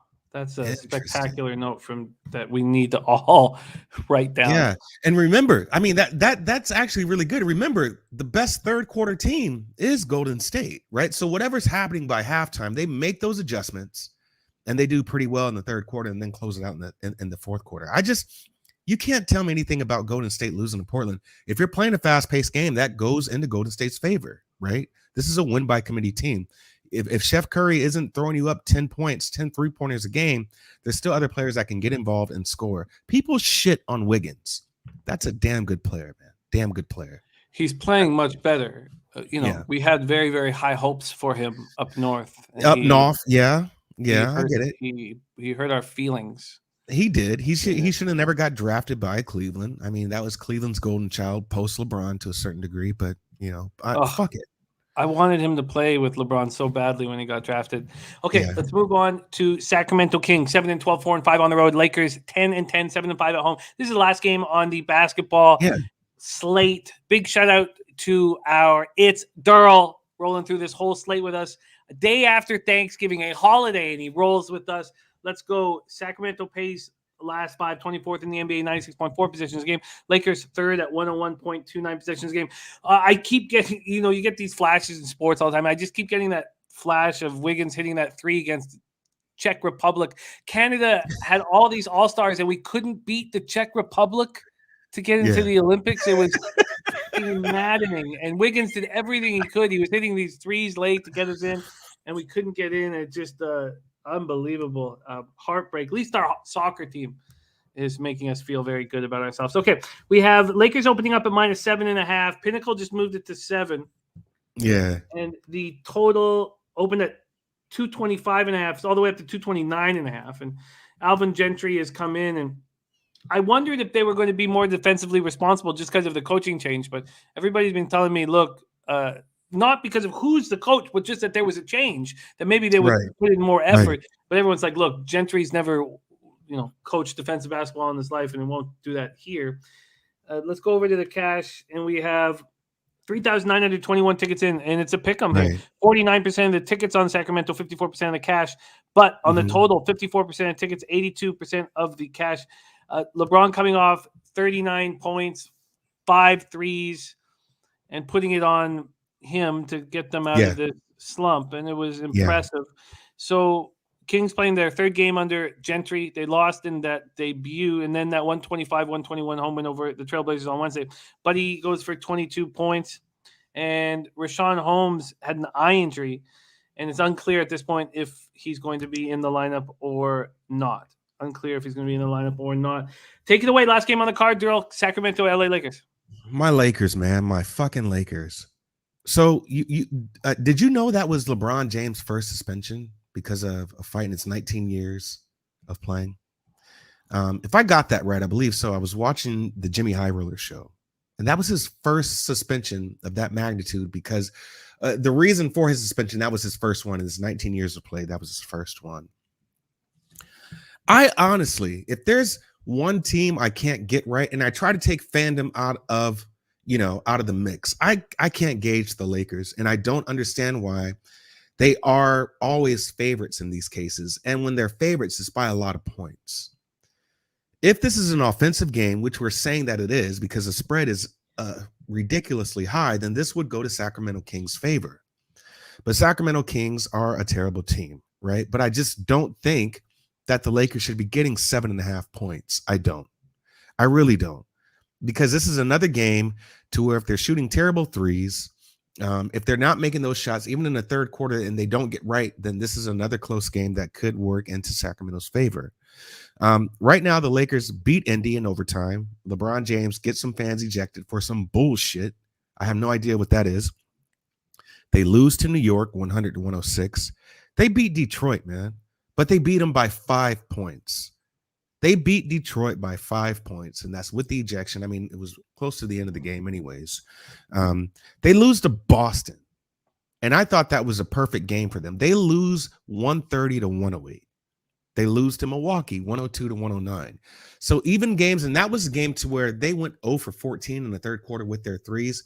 This team, in my opinion, my beloved Lakers, man, are just so up and down, I can't gauge them. Even at 10-10, they're 500 for a reason. They're 500 for a reason, and that's because they may be up one day where they look like great Lakers, and then they're down another day where Vogel's playing these weird rotations still, right? Month into the season, and he's still playing these weird fucking rotations. I don't get. So I'm off this game. I can't play this game. My lean would honestly be Sacramento. I do believe wholeheartedly that Alvin Gentry is a better coach than Luke Walton. Sure. I believe he got railroaded in New Orleans, but they didn't want him coaching Zion Williamson. And so maybe this is just a couple of games that he has to implement the system to get right. It's easier to teach offense than defense. And the reason why I say that is because we're in an offensive league right now, right? Where they've kind of tried to dial that back with this new offensive rule. So it's easier to teach the offense than teaching someone good defense, right? You got to have good defense. If you don't know how to have rotational help, then that's not something that you can just get right away. But you can have some action set to get the right people involved to make plays. So I do lean Sacramento here, and I'm going against my Lakers, right? I do lean Sacramento. Just looking at the numbers right now, the Lakers are, I've got the Lakers at Sacramento plus 1.4. Looking at another model, I've got the Los Angeles Lakers minus 1.2. So this is not even close to covering that spread, with the total being 221. Those numbers seem right to me. A lot of times I don't agree with the model, but I like how the model has built this team or this game. Looking at just one other number that's been doing really, really good, I've got the Lakers at -2. So this -7.5 is too large for me. Now, maybe, we've had our break, we've had our turkey, and this is a get-right game. But this isn't a game that I want to play at all. I think that number is too high. But Sacramento is too sorry for me to go against the Lakers also. So I don't like this number. I do believe that Sacramento can keep this game under control. But 7.5 is large. So I don't want any action on this game. All the models say is that the Lakers, or majority of the models say that the Lakers win this game but don't cover. I have one model that's saying Sacramento pulls this out by a point. I don't want any play on this game at all. I'd rather watch it. And at this point, it sounds like Rashawn Holmes not going to be in the lineup, but Harrison Barnes with a sprained foot may or may not be. If he's not, then Bagley gets his chance to audition for other teams, or maybe for a bigger role in this Alvin Gentry-led offense. So it's going to be important to find out about both of those guys. But that's where we stand right now with Kings, Lakers. And Sammy Comer says 1-0 Bruins, really lucky goal. Okay, let's go over a review of action here with our guy. It's Derl. So I'm going to be talking about different spots from some of the guys that have come in. Dan Kelly's on the Detroit team total over 97. Third quarter Phoenix -0.5. I am going to move on the Pistons first half plus 6.5. The under 206.5 at -113 is a look from It's Derl. So he's on the under 206.5 at -113. Then he's on the under 226 at -110 in Timberwolves Charlotte Hornets, and I will not bet this game. I'll take it off my board. Then I'm already on the Suns -3. Moved on that last night. Definitely. And it's 3.5 for Derl at -105. Yeah. Next up, Bulls Magic. No movement there. Nope. Derl's on Pacers first half -2 at -110. I'm very interested in this look. And I believe that I will possibly be tailing. By the way, Dan Kelly coming with more stuff. He's added Memphis team total under in the second quarter. Detroit Pistons at +3. Here. Thank you for sharing that with us, Dan. Then next up, we have some discussions about Memphis team total under, because if Dan Kelly's on it, it has to be looked at. Yeah. Hiker says that +6.5 first half is my favorite bet by far in basketball. Whenever I can support that, and says I'll probably tail that on Detroit. That +6.5. Which game is that? That's on the Pistons. That's popping off in less than 2 hours. Yeah. Then we have, and it looks unlikely that we're not sure about Shea at this point, and we think that he's going to be out. If he's in the lineup, Daryl's going to move on Oklahoma City first half at +4 at +103, but we'll see if he's in. Note somebody says, does Dan Kelly ever come on the show? Well, we'd love to have him on the show, but what he's doing while he's listening to the show is he's going over all of his database. So he's from 30 fucking years ago. Yeah. But it's just, it takes hours and hours of work. So that's what he's doing while he listens to the show. He doesn't watch it. He's going over his work while he's listening to the show. He's a busy man, but he has anytime Dan Kelly wants. He knows that anytime he wants to jump on.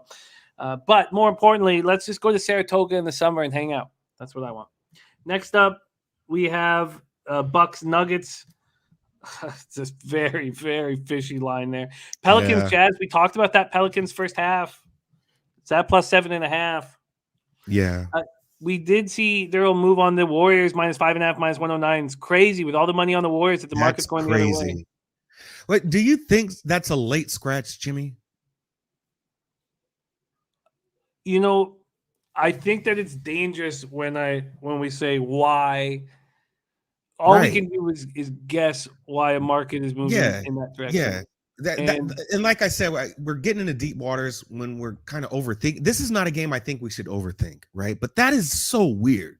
5.5, 6.5 opening, and it's now a whole point down, and it's Golden State that we're looking at. That's full strength without AI, who's basically a set player, a role player, if you will. So Andre Iguodala shouldn't matter. You shouldn't lose a whole point because Andre Iguodala is probably out. But it's not from that. What I think is that there's advanced models that say this game will be closer, and that's weird. The books wanted to make it more appealing for people to bet the Warriors. Interesting. Or a book like Pinnacle will have their very best NBA bettor. Yeah. Because they don't kick you out. They'll have the best NBA bettors betting the Blazers at 6.5 and 6, and so they want more money coming in on the other side. That's the only thing I can really think of. I got it. No, somebody says trying to meet these cappers. Ron Crawford needs to get his ass off the spreadsheets on the show. We want to be together so badly, and it's just the pandemic that's messed this up. But I promise you, over the next few years, there's going to be many, many meetups where we all are part of it. So then, and Kings Lakers, no move at this point. So there is action. Daryl, thank you so much for making time for us on this holiday, especially when you got your boys in town. Thank you so much. Enjoy the time with them. And I can't wait to hang out with you in LA. But first, we got next Friday and the Friday after that as well.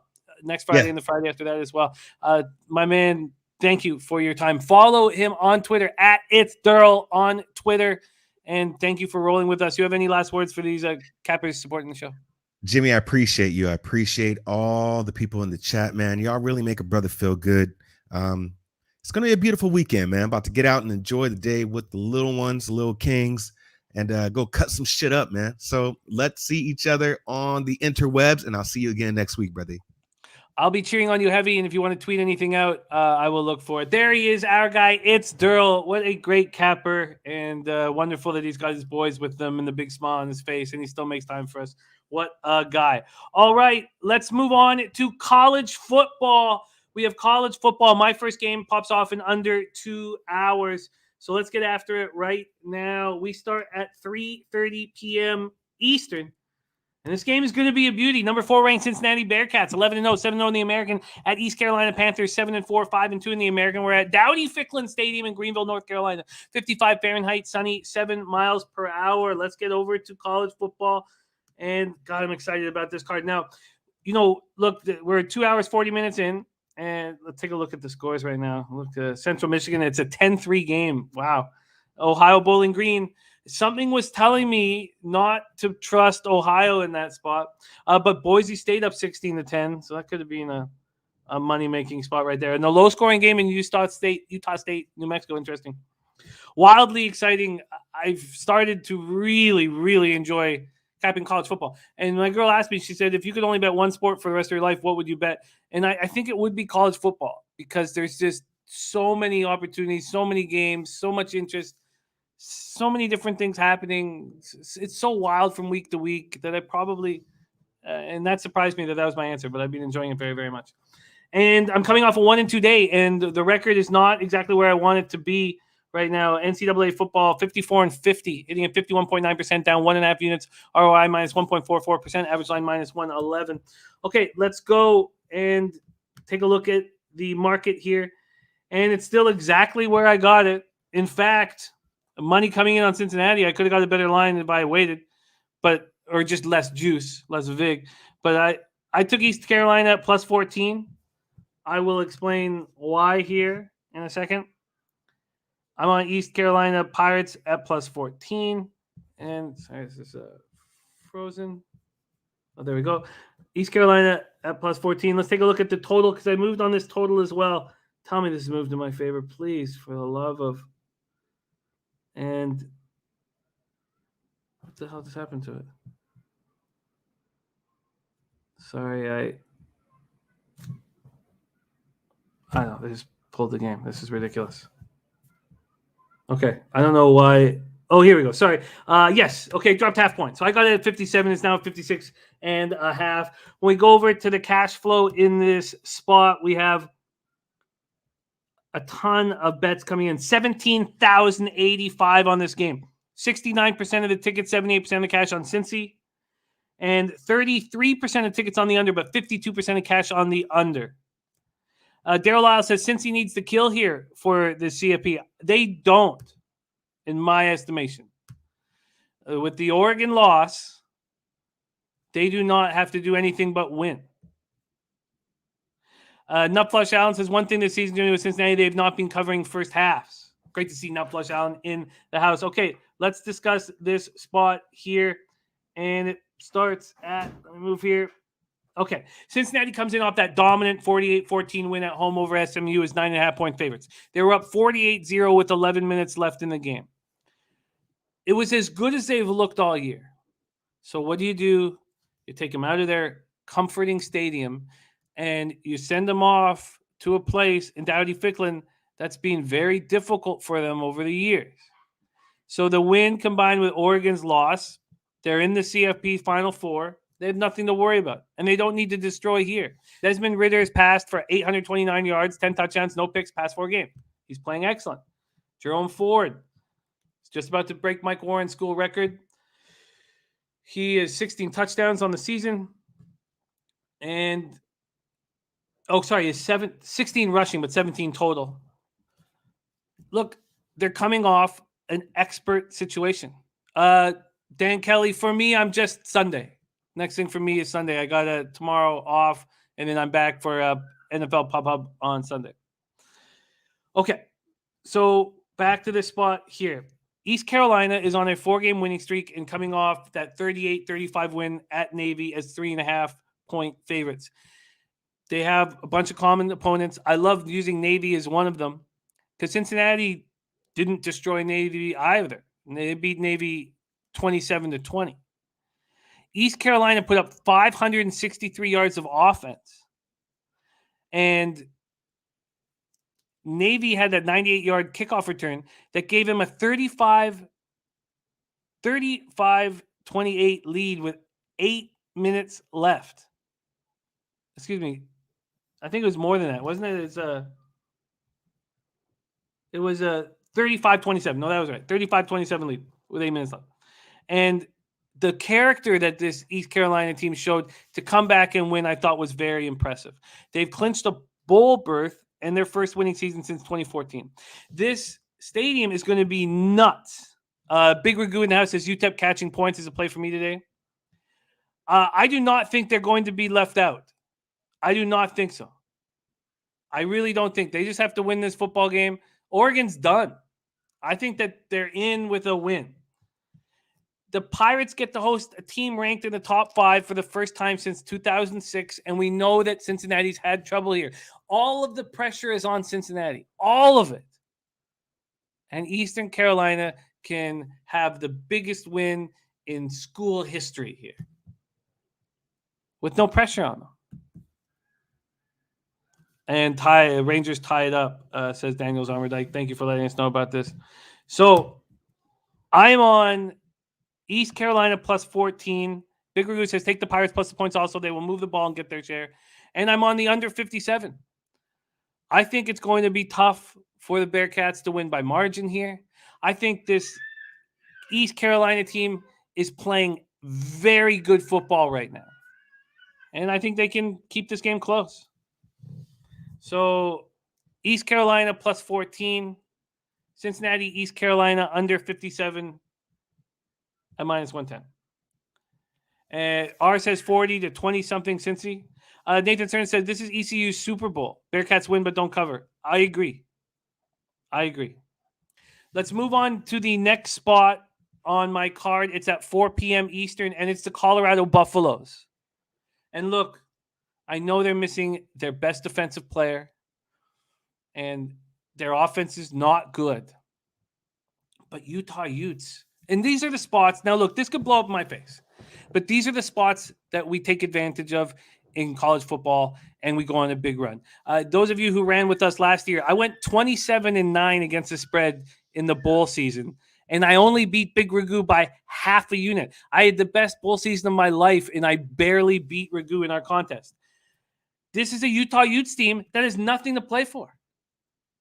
They don't need to destroy Colorado. And in fact, in the second half, I expect players who have not had opportunities to get on the field to have that opportunity. I got plus 23.5. If you want it right now, it's at 24. You're getting a better number than me. And this total is at 52.5. We go over to the cash in this spot, 8,158 tickets in. 35% of the tickets are on Colorado and 42% of the cash. Why would anybody in their right mind want to bet Colorado here if this was a game that meant something to the Utes? It's because they don't care about this game. They do not care about this football game. Nathan Cernan says Utes at the house. Everybody's going to want the Utes at the house. Let's explain why it doesn't matter here. We're in Salt Lake City, Utah, 45-39, mostly cloudy, 5 miles per hour. Colorado comes in off a 2017 win at home over Washington and 6.5-point dogs. They only put up 183 yards of offense, 9 first downs, but they forced 4 turnovers and they scraped out a victory. They have a strong defense. They are terrible offensively, 267.4 yards per game. They pass for only 135.5. They've scored more than 20 points in just 4 games this season. Brendan Lewis has been bad. Look, he's been bad, but he doesn't turn the ball over. He's completed 108 consecutive passes without throwing an interception. So he has just 440 yards passing over his last 3 games. Yes, he's bad, but second fewest among all FBS teams in turnovers. They're not going to make those mistakes. I hope so, Ragu. I hope so. You were unbelievable. Colorado in the red zone has been very good, and I expect in the second half to have backups in for Utah. Colorado, 30 of 32, 938 percentage in the red zone. That's 7th in all of FBS.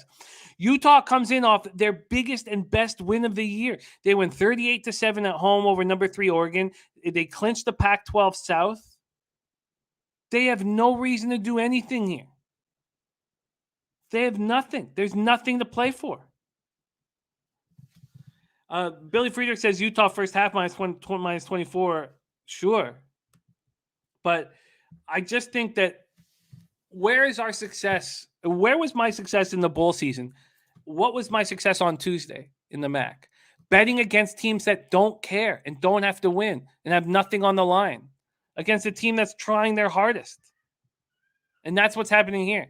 So I'm on the Colorado Buffaloes plus 23.5. And I firmly believe that Utah could be up 28-0 at the half, and I will cover this. I firmly believe. And Nathan Turner says the line's sharp. Look, with this terrible Colorado team, why would you have 42% of the cash on them and just 35% of tickets? Because other people see this as the same thing. Christopher Comentini says, I don't know, Utah's being jacked up all year. They're playing for their fallen brothers. Well, Chris, the way I see it, it's the backups that better be playing for their fallen brothers because the starters are only going to play the first half unless it's close. So I took Colorado plus 23.5. And look, this could easily lose. All right. Now let's go to the Apple Cup. Washington State at Washington Huskies.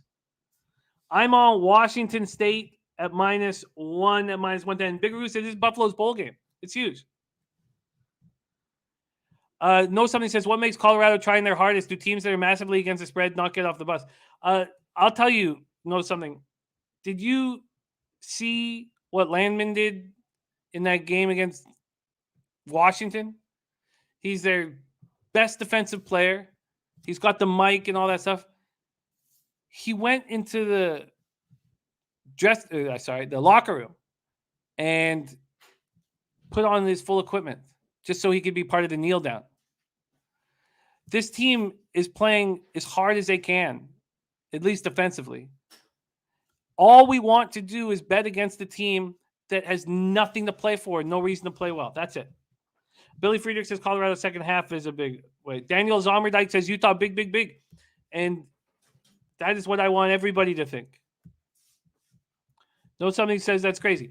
You have a guy who can't play, who's their leader of their defense, just goes in and gets dressed just so he can sit and then kneel down with them. This team's trying their hardest. So you don't need to look. This is why it's fun capping, because we're all going to have different ideas. And you don't need to roll with me on this Colorado spot. But I think this is a really nice spot for them. I really do, against a team that has nothing to play for. Let's move over to the Apple Cup. This is huge here. This is huge. This is one of the biggest games for Washington State in a long, long time. And the Huskies have given up, the way I see it.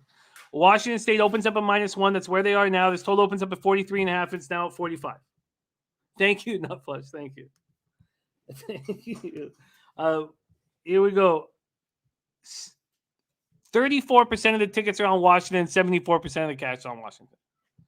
Now, I'm hoping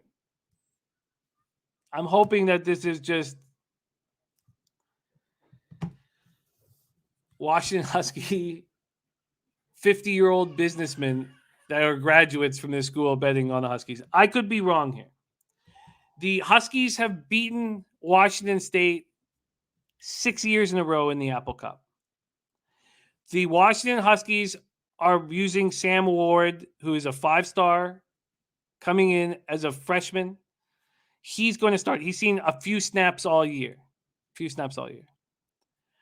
For Washington State, they've already shown a ton of character getting over the whole Nick Rolovich situation.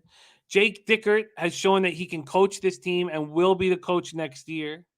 They have a chance. Listen to this. They have a chance at winning the Pac-12 North. They're already bowl eligible, but they've lost, sorry, I said 6. They've lost 7 straight Apple Cups, and they could possibly win the division if they win here. The last time they beat Washington was 2012. The last time they won at Husky Stadium was 2007.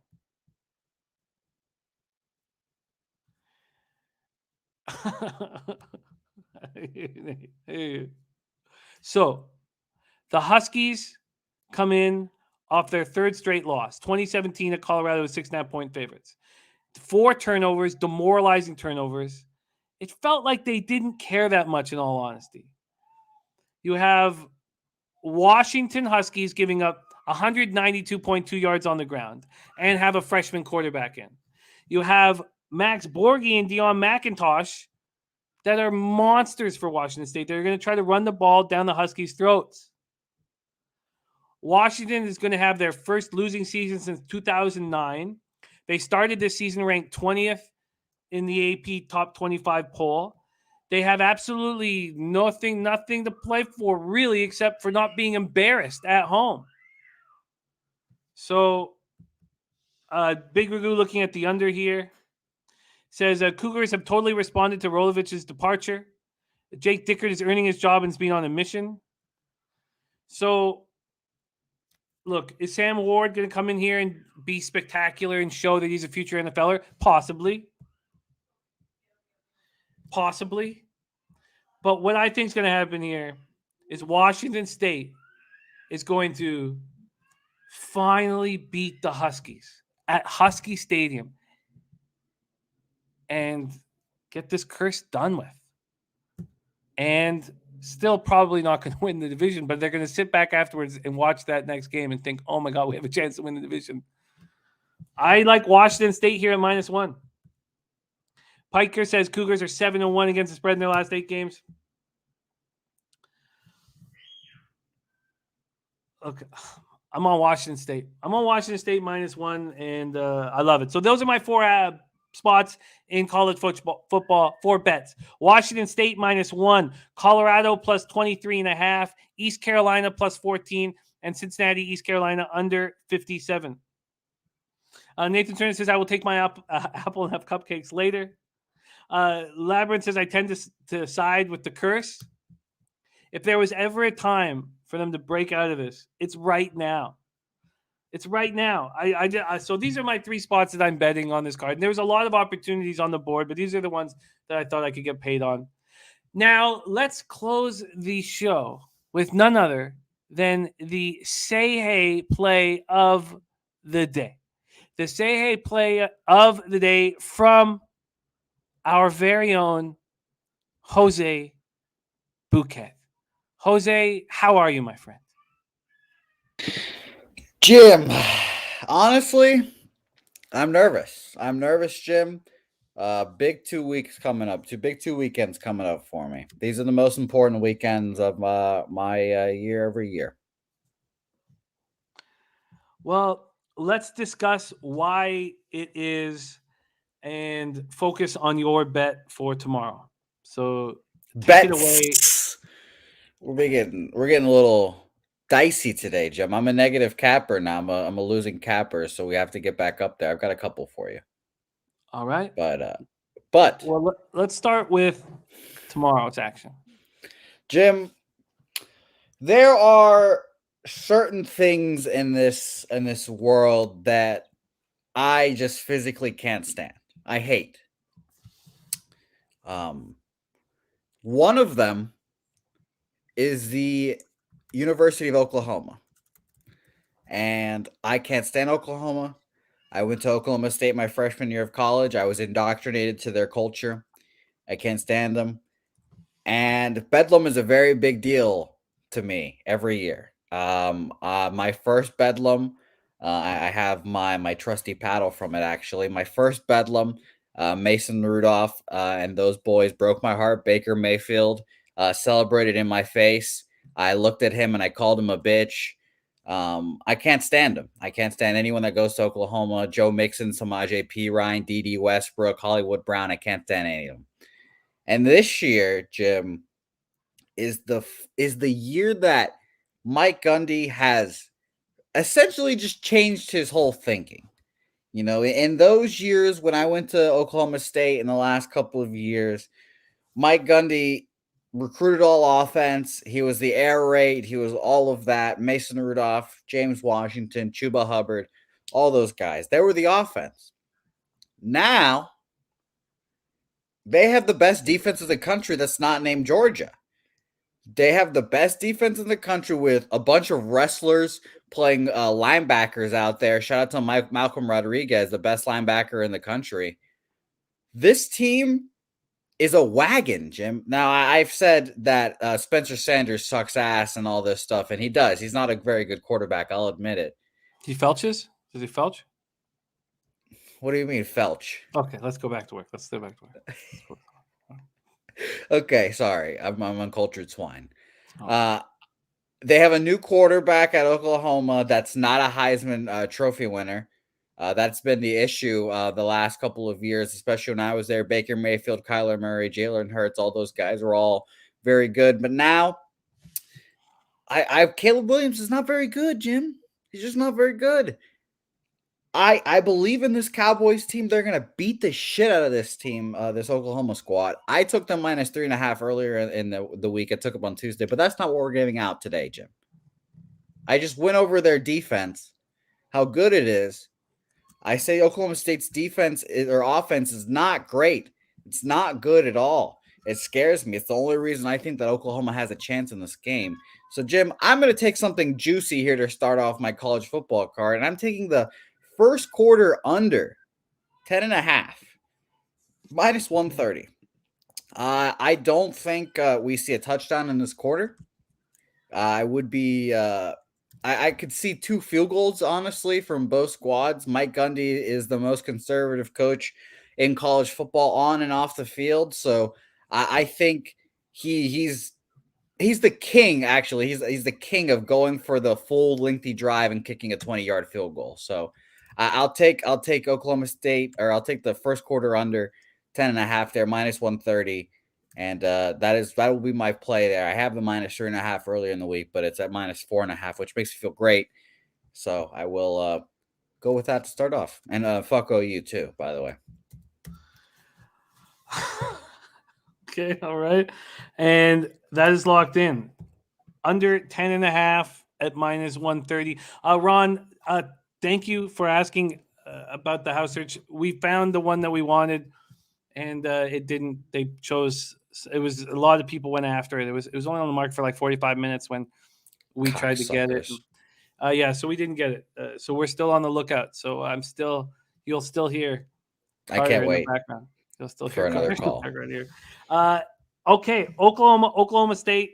First quarter under 10.5 at minus 130. No, sorry, Tim Montana, BX. No college basketball today, but we'll be back. Every day moving forward. It just we were so many games, and we're 3 hours into this one.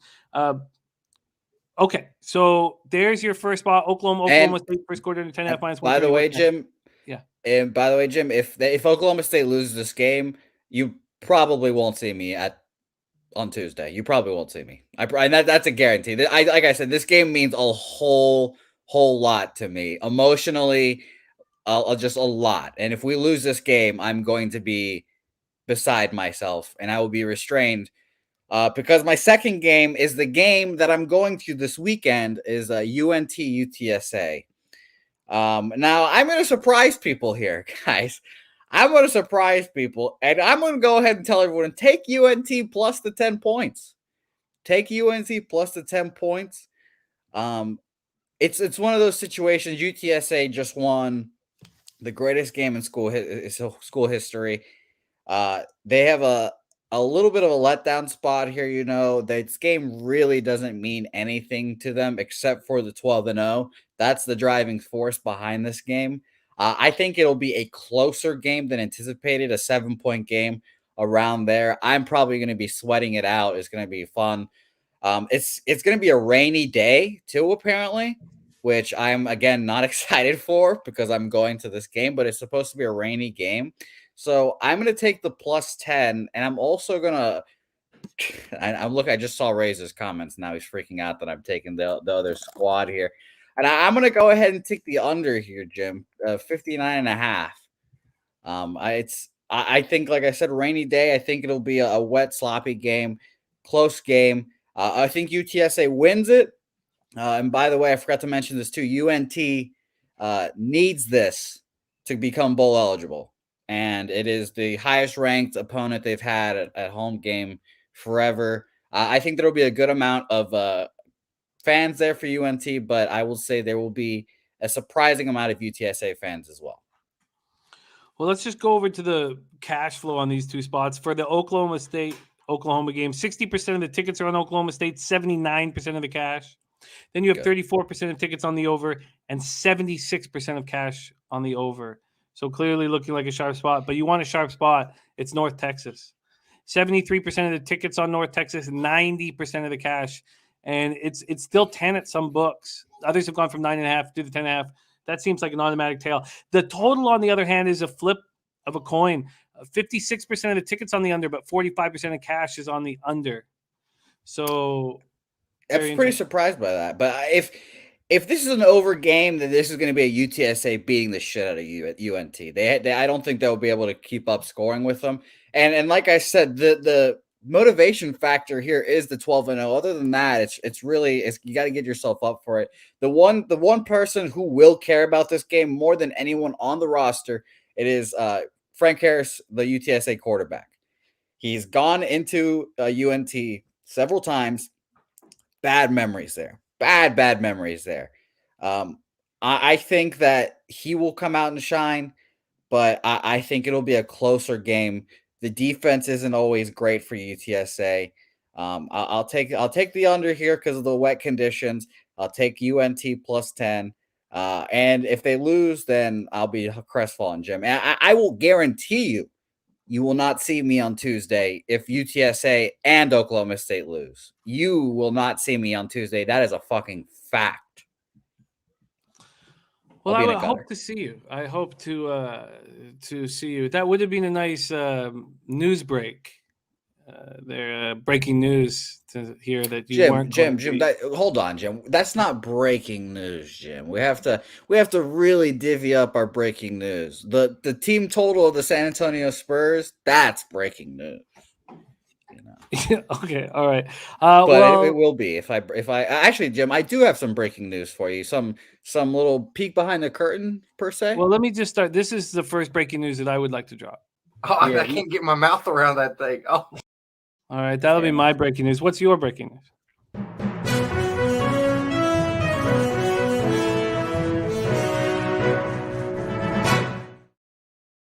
My breaking news, Jim, is that we've been in the process of trying to design some camisas, some shirts for Jimmy the Bag, and I have some design mock-ups. I thought maybe you'd like to show you on there, get your live reaction, maybe get the people reaction.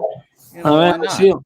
Sure. It's not. This is one of them, Jim. This is one of them. Here, there's you, looking like you're lost on a carton of milk, perhaps. Perhaps. What about that? How do you think you feel about that one? Man, I'll have to sit with it for a little longer. Let's see the next one. Okay. Hold on. Let me upload them because we're here, doing other take all the things. time you need. oh I can't get my mouth around that thing. Oh, Okay, thank you. This is option number 2. Low bagger under a tree. You think about it. There's another shirt for you. How about it? And option number 3, Jim.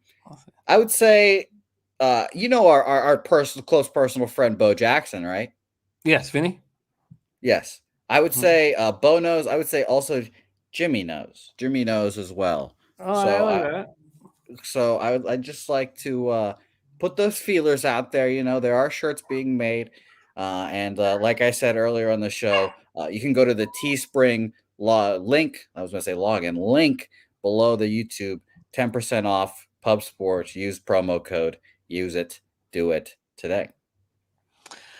Jose, thank you for your hard work. 3 hours and 6 minutes into our collectively, Jim, I would say collectively, this has been the longest week of shows total because there's been like 3 3-hour shows this week. Wednesday and Friday have been very difficult. The 2 of the hardest days I've had here just because of I would say Tuesday things. is also a grind for you as well. I love all of this, but it's been a battle. It's been a battle this week. It's been a battle. All right, let's review. Skylar said those cartoon shirts. Is that what Skylar said? Okay. Well, hold on. Actually, I have one more breaking news.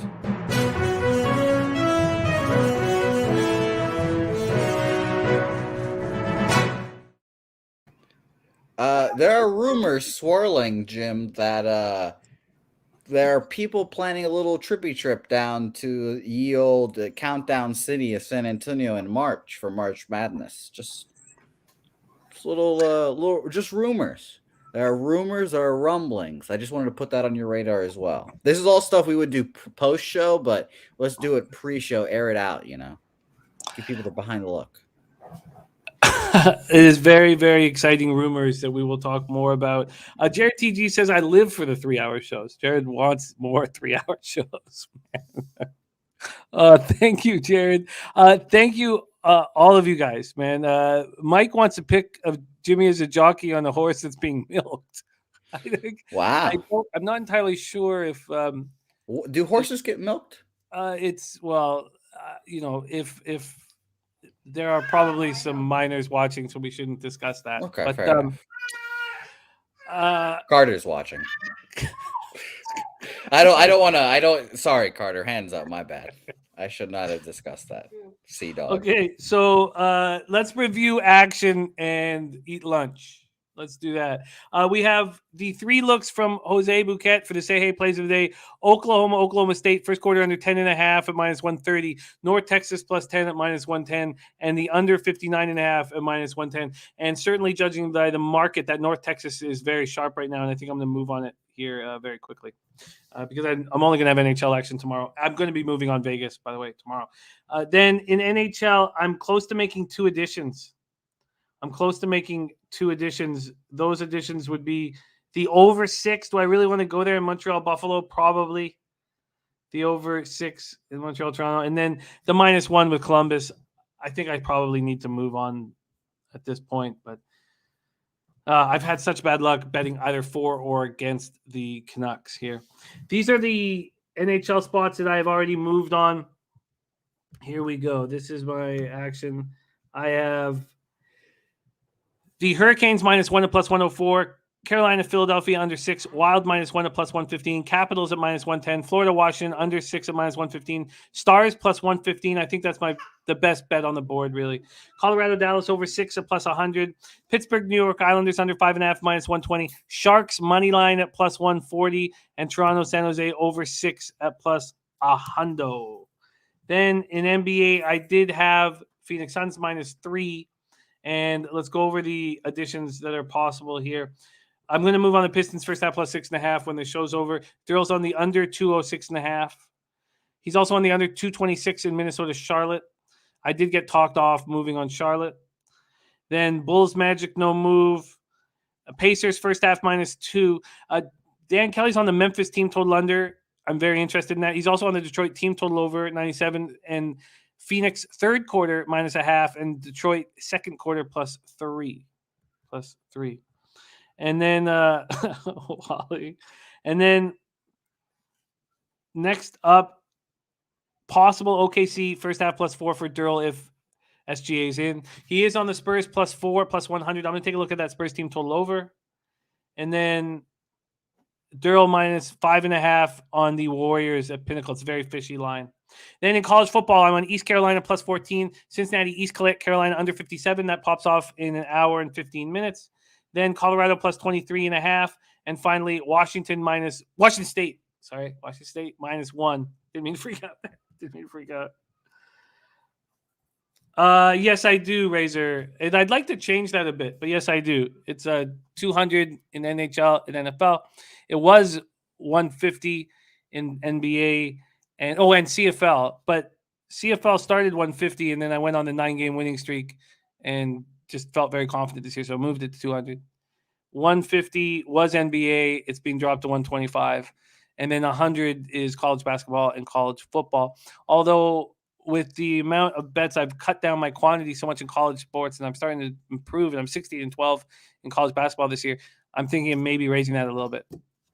Okay. And yeah, so it's NHL and NFL are my biggest units. Okay. Love you guys. Have a wonderful weekend. Enjoy the time with your family, but focus on sports, baby. Focus on sports and get that cash. We have nothing without you guys. Brian, razor sharp picks. Jim, I'm going to be honest. Yeah. I think I need a pep talk going into this weekend. It's a big weekend. I think I need a little something from you. You did this to Pete on Tuesday about the NBA, and I think I need to do it to you now. Okay. I'll give you a second.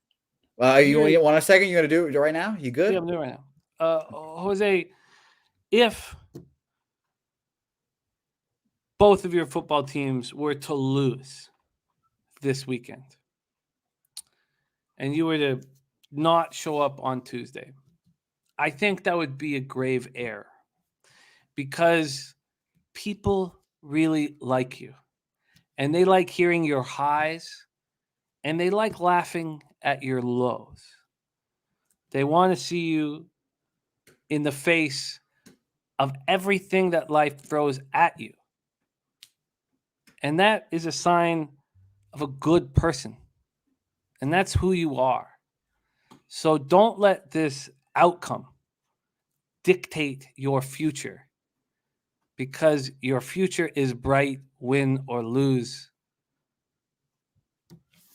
I think I'm going to want to die if Oklahoma State loses. So I disagree with you respectfully. If UTSA loses, it's okay. But if Oklahoma State loses, then I will want to throw myself in traffic and leave myself in Denton for the hobos and the meth heads. Just please let us watch you do that.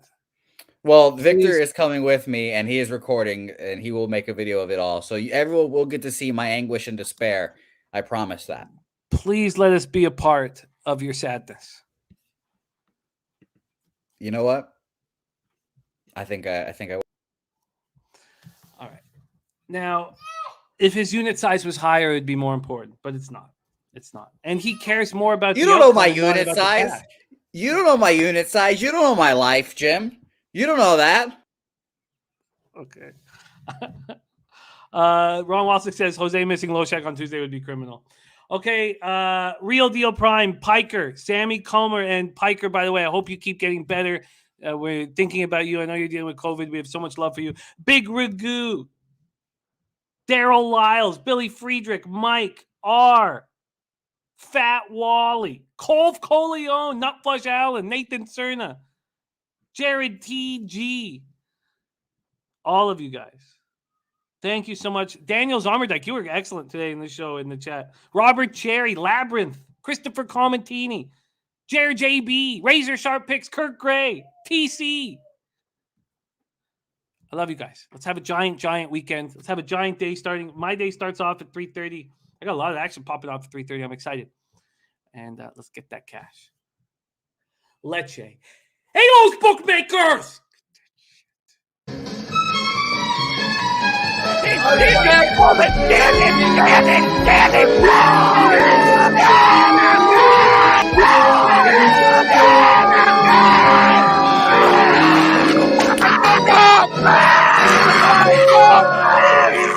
Where's the bang bang, Preston? Come on. I can't breathe.